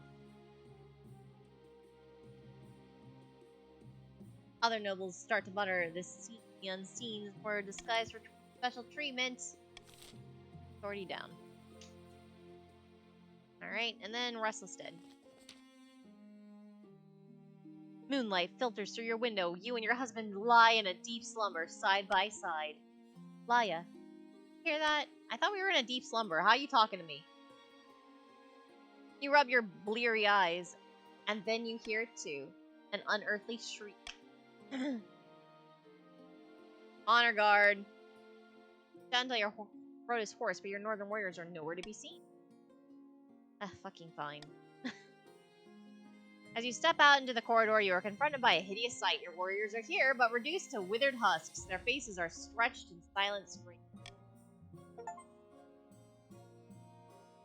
Floating in the darkness is a skeletal specter, its bony finger pointed at you. Hey! Yeah! Someone the first is here. Return my clasp!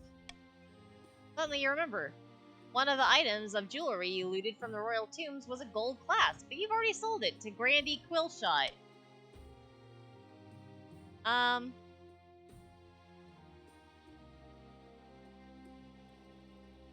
Grandy Quillshot has it, not I. Bye! The phantom screams and melts into the floor, leaving a thin puddle of ectoplasm behind. Later, you hear that Grandy Quillshot has been found dead, their head twisted at an unnatural angle. The Grandees blame you for inciting the Wraith's vengeance. Well.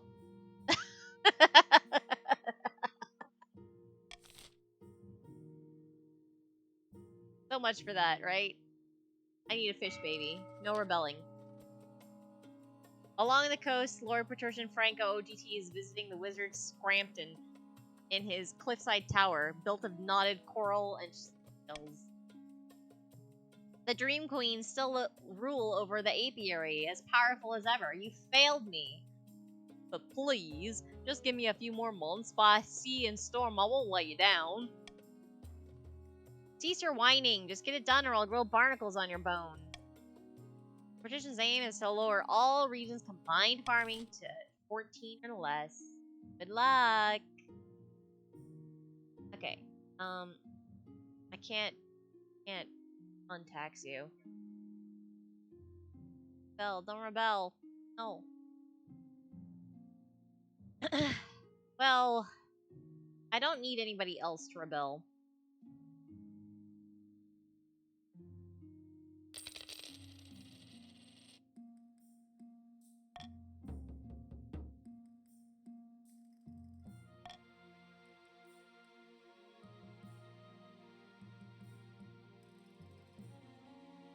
Crab?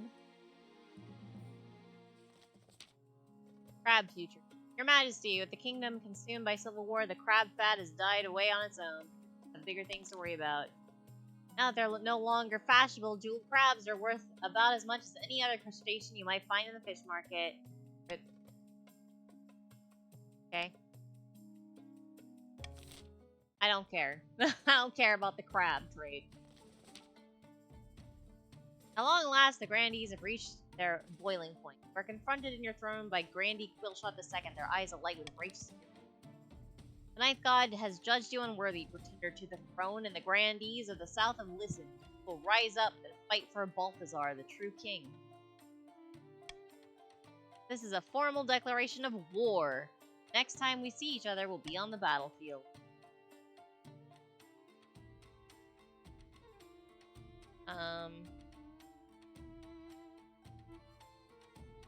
I'll see your head on a spike. There will be many heads on spikes before this war is over. Mine will not be among them.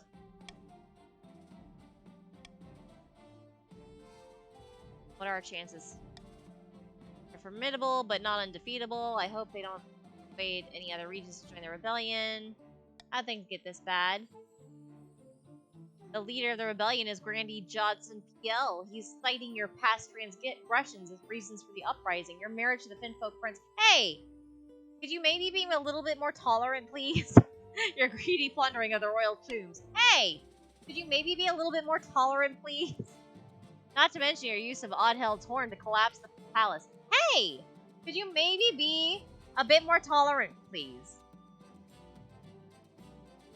Because of that? Well, that's their excuse. In reality, it's not about you, it's a power grab. Alright, Civil War. Kingdom's divided. A lot of death and suffering before it's over. I can't wait. I'm gonna go drink out the trebuchets. Oh, Marshall. Marshall. Here we go.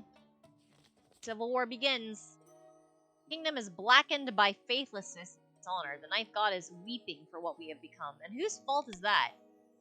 Monarch Laya, the mad tyrant. Alas, you are right. We have no choice but to raise our banners, march on the capital, and install a better ruler, someone like the noble Balthazar.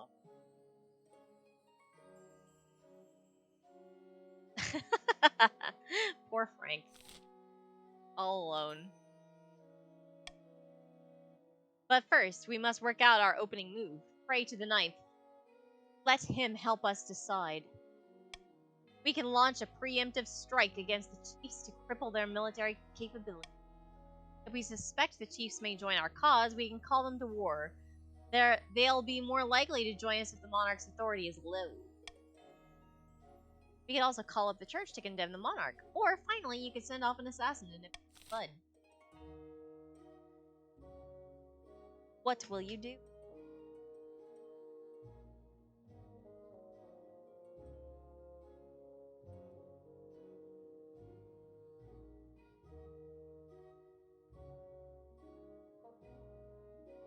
Yeah.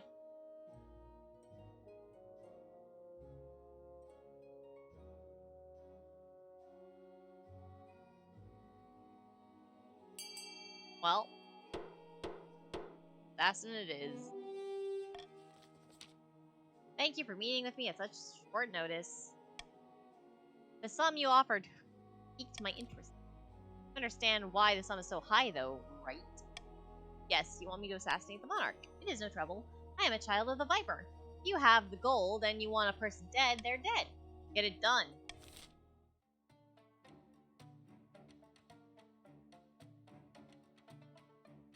Alright, season over.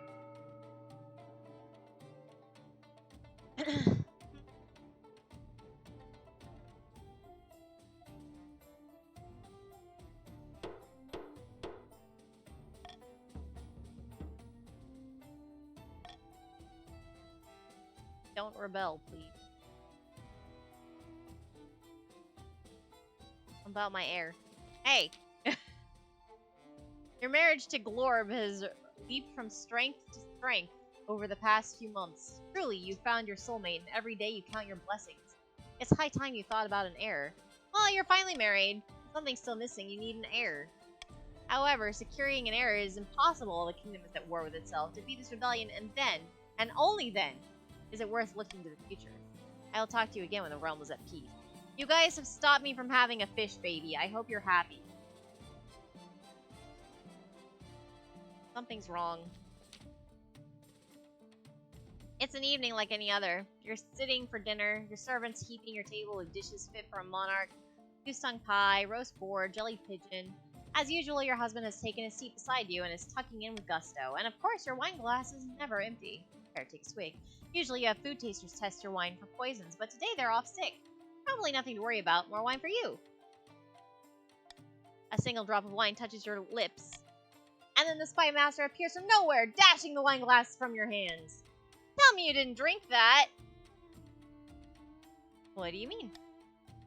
I heard from my spies the wine was poisoned. How much did you drink? How much? Try to speak, but nothing comes out. Inhuman croak. You try to stand up, but your legs are weak. You collapse to one side, convulsing. Everything goes black. You fall into a deep abyss. Fragmented images flash past you. Your husband at your bedside, holding your hand. A doctor putting leeches on your brow. Sunlight streaming through a window. When you finally wake up, you're lying in a hospital bed with your spy master sitting opposite. Ah, good. You're finally awake. How long was I out? You've been comatose for 2 weeks. The wine was poisoned with Einwick's Cascader. It's fortunate you only drank a drop. Catch the assassin? Alas, we did not. The Viper's children are a devious bunch with hideouts all over the world. He's probably already fled to Tavolin. Did this? One of the children of the Viper, the most feared assassins in the kingdom, no doubt hired by our enemies in the south. To make an attempt on the life of the monarch, they must have been exceptionally well paid. We will be more vigilant from now on. Am I going to be alright? Yes, your majesty, you're on the road to recovery, but it was touch and go. Throughout the kingdom, commoners and nobles alike were convinced you would die. Panic spread like wildfire. Even worse, this near-successful assassination makes you look weak. More and more people are convinced that the rebels will prevail. Grandees, you're going down. The Grandees will stop at nothing, even murder to bring you down. Can't believe it. I succeeded in living for a little bit longer. Along the southern border, countless swords flash in the blazing sun. Prayers fill the air. The Grandees' troops are gathering in vast numbers. By the grace of the Ninth, we have assembled an army to strike fear into the heart of the false monarch. What next? Next, we march, but not yet. First, we must ensure we've called upon every resource at our disposal, and on that subject, I've considered several proposals to further bolster our army for the trials ahead.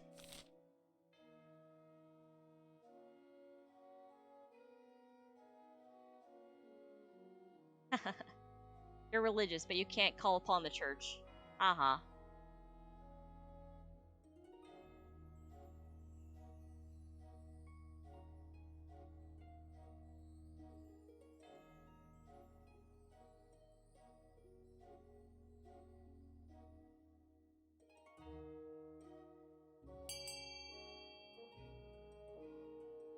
Okay.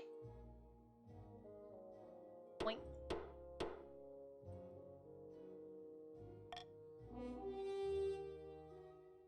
Hire mercenaries. It pains me to rely on heathen Ashmean mercenaries. Don't they claim that God made the world but forgot about it and left it on a shelf somewhere?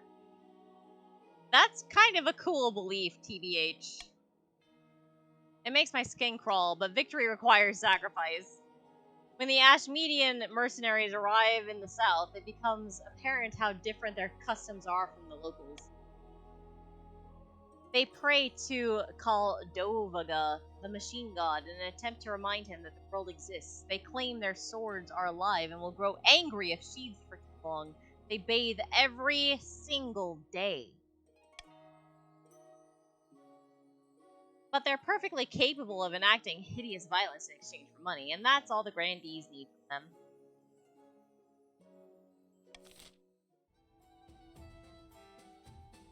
Oh no. Don't rebel, please. How dare you?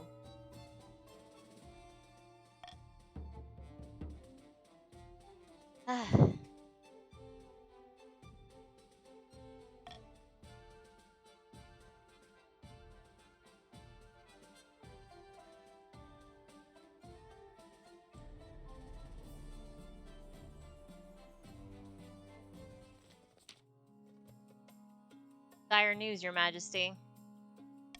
The coast has sent a battalion of their finest soldiers to support the Grandees in the field. I know, you all are terrible. We have a fishman on the throne, and you all are turning against us. How could you? Have they turned against us? I'm afraid so.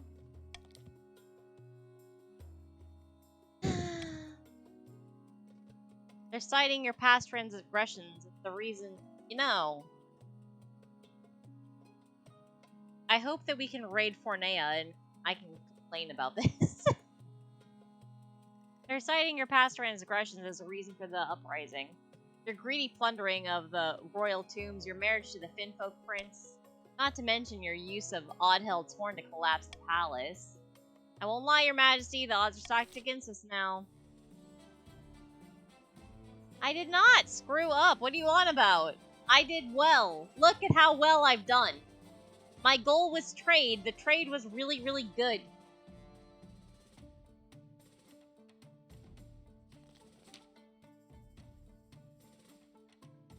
Vast armies darken the landscape, like the shadows of clouds. Flags are flying, drums are pounding in rhythm with the marching of boots. The kingdom is gripped with civil war. At least that's what you imagine. Most of your time is spent in the safety of your palace, poring over a giant map with your marshal. See? I did well for me. Your Majesty, the army of the south is trying to link up with the army of the coast. If we take them both on at once, we're in real trouble. Hi, hi.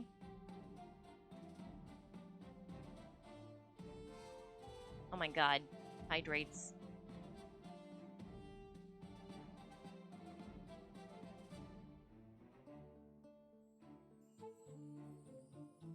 Alright.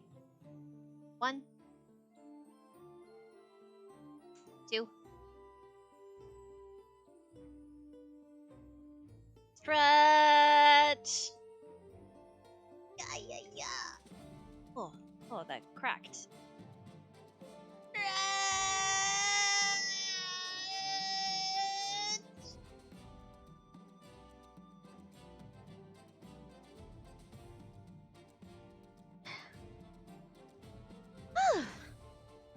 Okay.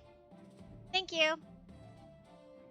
Our only hope is the chiefs. Against both armies at once, they'd be outnumbered, but perhaps they can take one of the rebel armies by surprise before the two can join forces. We have no choice but to strike one or the other before it's too late. What are your orders, Your Majesty?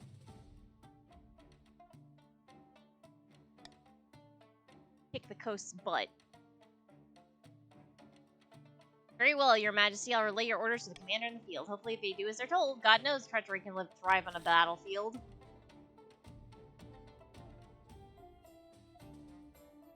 Do it. Do it. Do it.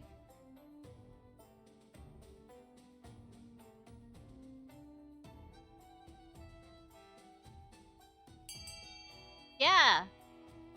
Do this. Somebody likes my fish prince consort.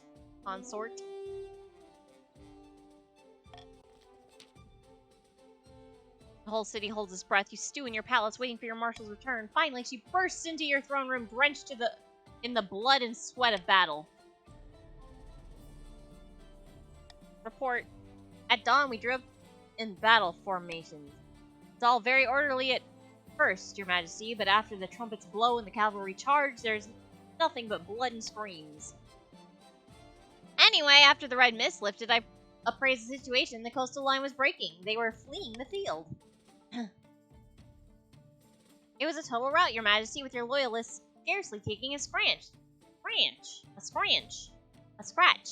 The knife is with us. Thank the ninth. Instead of the ninth, you should be thanking the chiefs. Maybe you should flowers. Blah, blah, blah, blah, blah. But now our armies are tired, and the grandees are still out there raring for a fight. We can only hope our luck holds out. It'll all come down to the next battle, Your Majesty. The fate of the kingdom hangs in the balance. Mine too. That's true. Never fear, Your Majesty. If we do lose this, there are worse fates than a swift head chopping. Alright, opening strike. My dear patricians of the coast, thank you for joining us in our righteous war against the tyrant monarch Laya. Yes, you have our support. We're hoping that you do most of the actual fighting, though.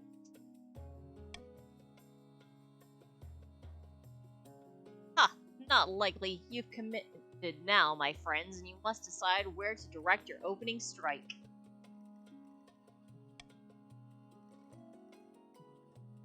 Your army is too weak to attempt any military action, unfortunately. If we suspect the chiefs may join our cause, we can call them to war. They'll be more likely to join us if the monarch's authority is low. You could also call upon the church to condemn the monarch.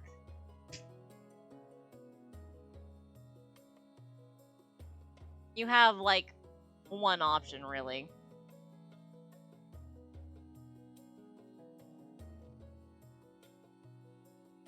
That has a chance. One option that has a chance. Shocking that you voted for that one.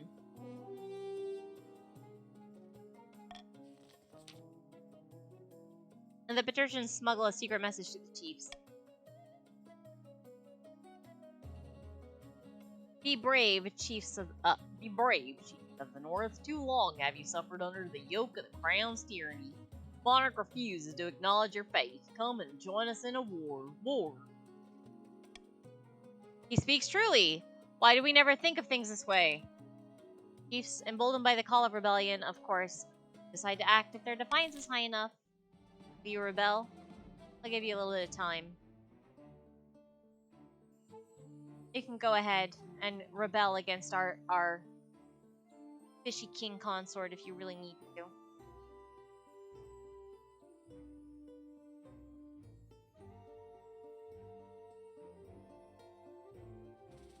Loyal to Glorb.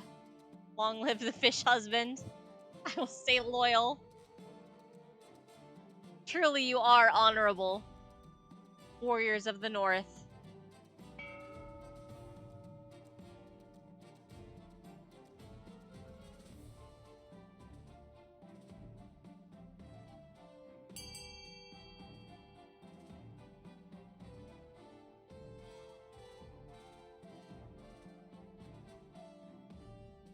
Another hydrate.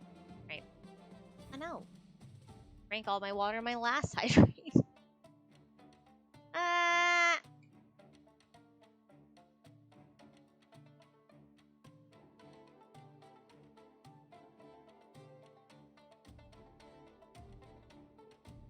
One.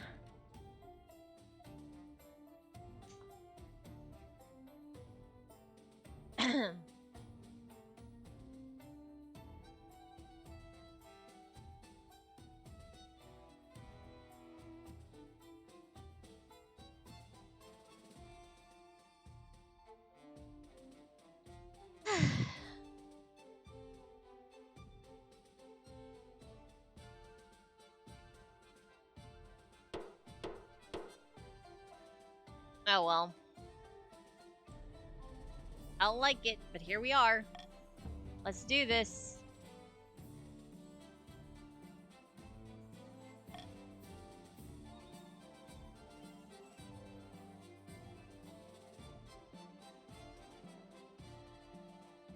Sickness. Unexpected opportunity. Let's go with the opportunity. Your Majesty, as the patricians were marching through the north, they were hit by a fierce blizzard. Unable to progress through the mud, they've set up camp beside the Whitefleet River. They're sitting duck? Precisely. We must strike. Don't be foolish, Marshal. Do you think our own troops are immune to the weather? We'll have the same problems. If I may suggest another option, Your Majesty, the patricians are drawing all their water from the White River. If we were to poison it upstream, their troops would suffer greatly. I feel like this is a bad idea somehow. By the Star Flare! That's a dishonorable way to conduct a war. Your greatness, you cannot seriously be considering this.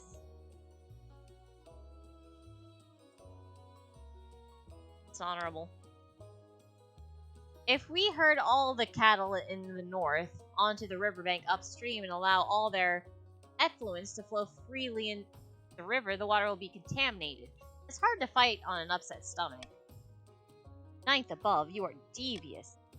I don't feel comfortable with this, Your Majesty. I'll need council approval before I proceed.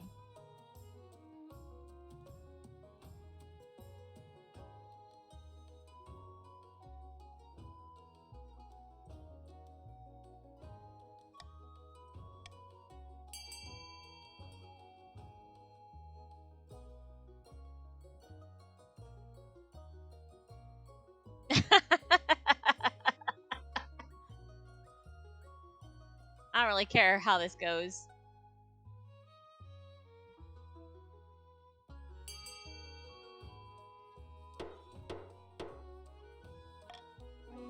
Alright, let's do it. With our military.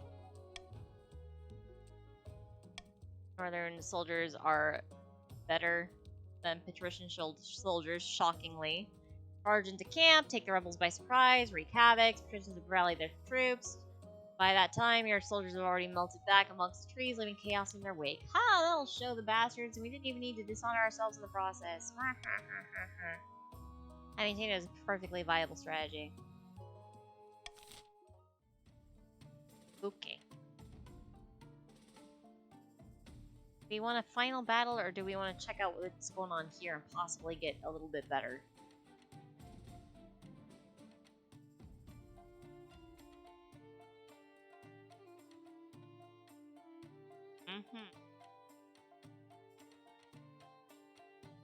Let's see if we can get better.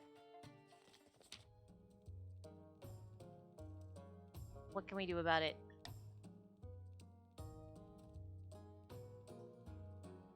If we let the disease run its course, we'll have lost a lot of soldiers we can't afford to lose. I'm not sure how much we can do. Perhaps the council can see a way forward.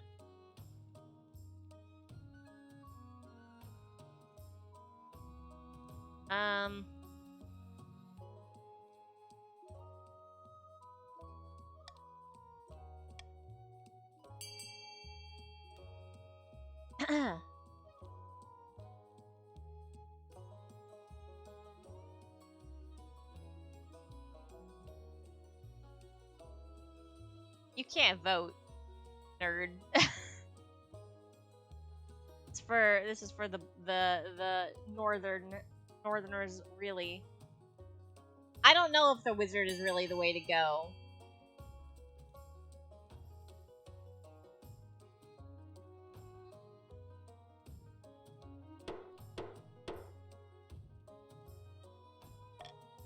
We don't need money, but 2 days later, the wizard arrives, clad in flowing black silk, wearing a mask like the shape of a rodent's face. Somehow we got money for that. Oh, because I got money because we voted for it.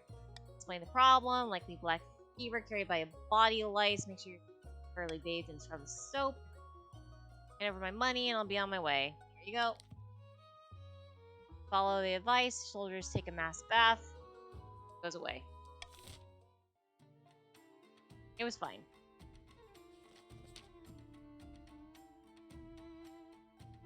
Chiefs did well to defeat the patricians, but their soldiers haven't had a moment to rest. I'm confident. I'll send word to the chiefs that they must throw their exhausted soldiers at another foe. We can only hope they will listen to your orders, your majesties. Majesties.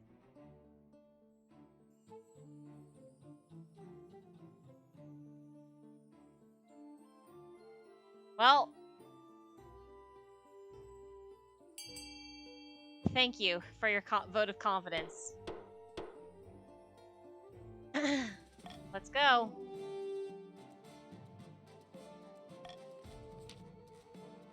Your marshal rides out with your orders, leaving you to wait. The next few days are agony. She finally returns. No! It's not the manner you'd hope. She's carried to your throne on a stretcher, coughing weakly. Her torso is covered in blood-soaked bandages. What happened to you? It's nothing. Just let me make my report.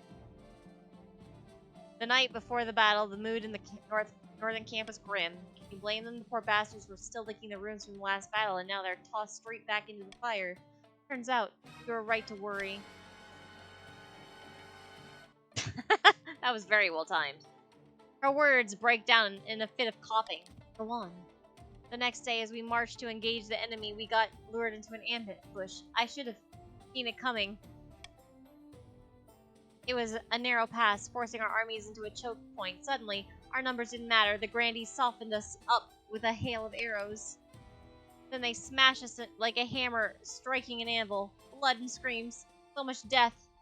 They found me. I was under a pile of corpses with 6 arrows in me. They say, it's a miracle I survived it all. How could this happen? I am truly sorry that I failed you. If we want to see the year's end, we must build up fortifications, stockpile food, train up a citizens' militia. Grandy and the patricians will be camped outside the city walls in a matter of weeks. Time to pray to the ninth, your majesty, because apart from him, we're on our own.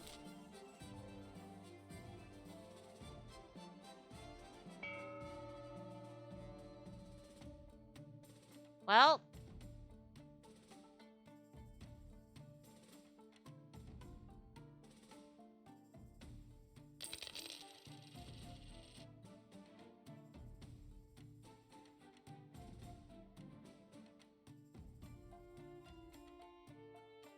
I, I could, I guess, but too late.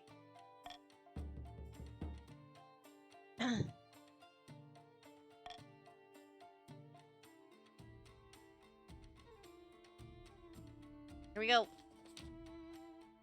The sun rises on a city in turmoil. The Grandees began their assault last night, and since then, you've heard nothing outside but screams and howls and the clash of blades. Half the capital is in flame.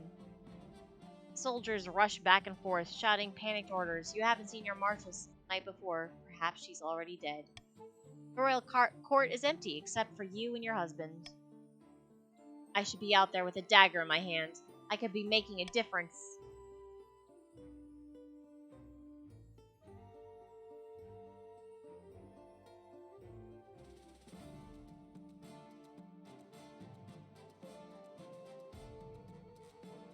Yeah, yeah. There's too many. It's hopeless. At least I'd be doing something. You wait and stew. Outside, the screams and clashes get louder. Finally, your spy master arrives, out of breath, her face stained by smoke and blood. They'll be here any moment, your majesty. You must saddle your horse and escape the city. I know of a secret passage. Nowhere to go. Follow your spy master down through a hidden trapdoor behind your throne. Glorb accompanies you, muttering prayers. The capital is lost, but you can get it back. The chiefs have agreed to shelter you while you plot your revenge. At least some people are loyal. After crawling down a secret tunnel for what feels like hours, you spill out into a leafy courtyard. 3 horses are waiting. As you saddle them up, you hear a wet thud behind you, followed by the sound of something rolling across the floor. Round? Spy Master is dead. Her head is missing. Grandy Jodson P.L. stands over the body, flanked by a dozen soldiers, his scimitar stained red. Never liked her. Ideas above her station. I knew that it was too good to be true. We can't escape our fates.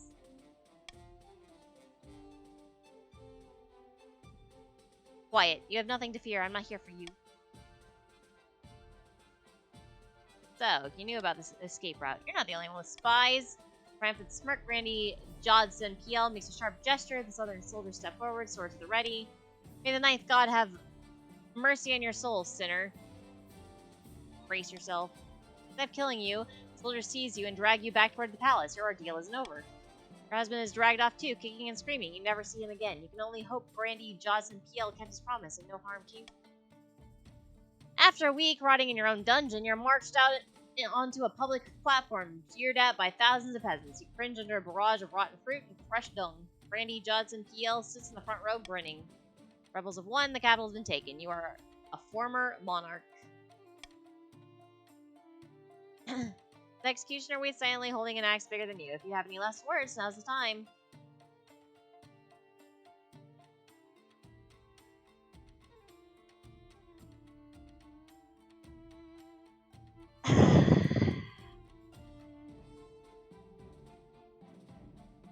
Well, I'll be heading off then. You placed your head on the block. The executioner lifts his magic. Hey. Wait. You suddenly thought of much better last words. You turn to the executioner to tell him, but the axe is already falling. Thunk. Your head bounces into Grandy Jodson PL's lap, and your reign comes to a gruesome end. Et vive la revolution.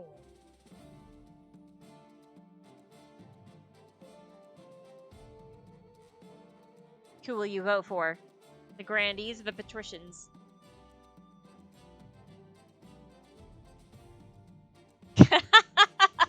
Voting against yourself.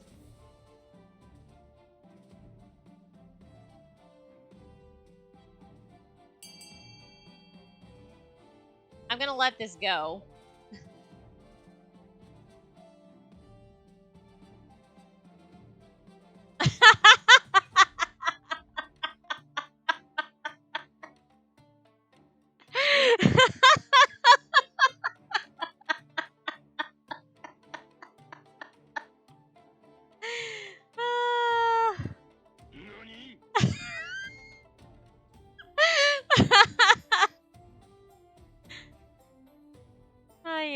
Why? Why? You have so much money. What the heck?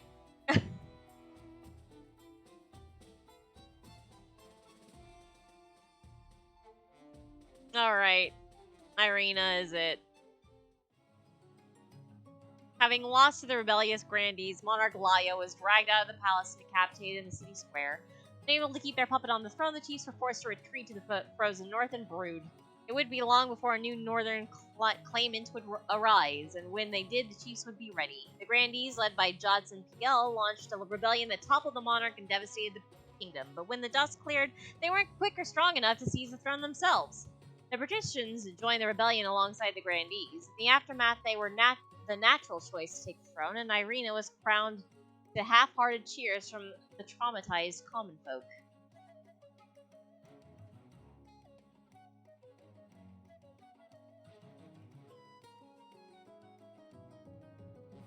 Well, at least we had Glorb.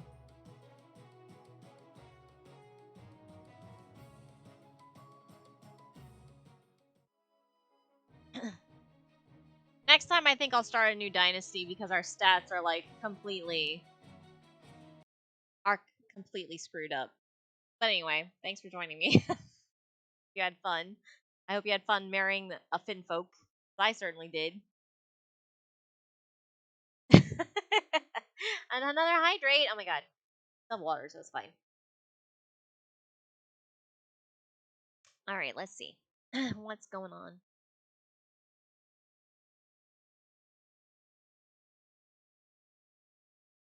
Where? What? How? Why?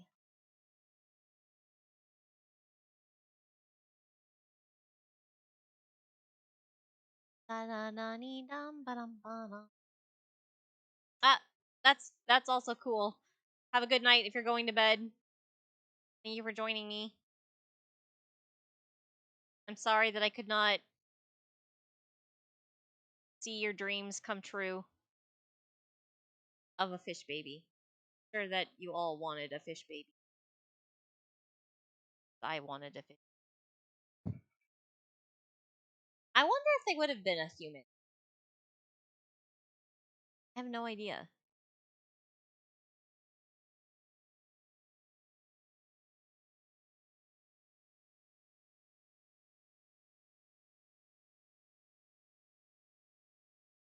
Well, there's nobody going on right now that I really know. So I guess that's that. Have a good one, everybody. Thanks for joining me, and have a good week. Bye.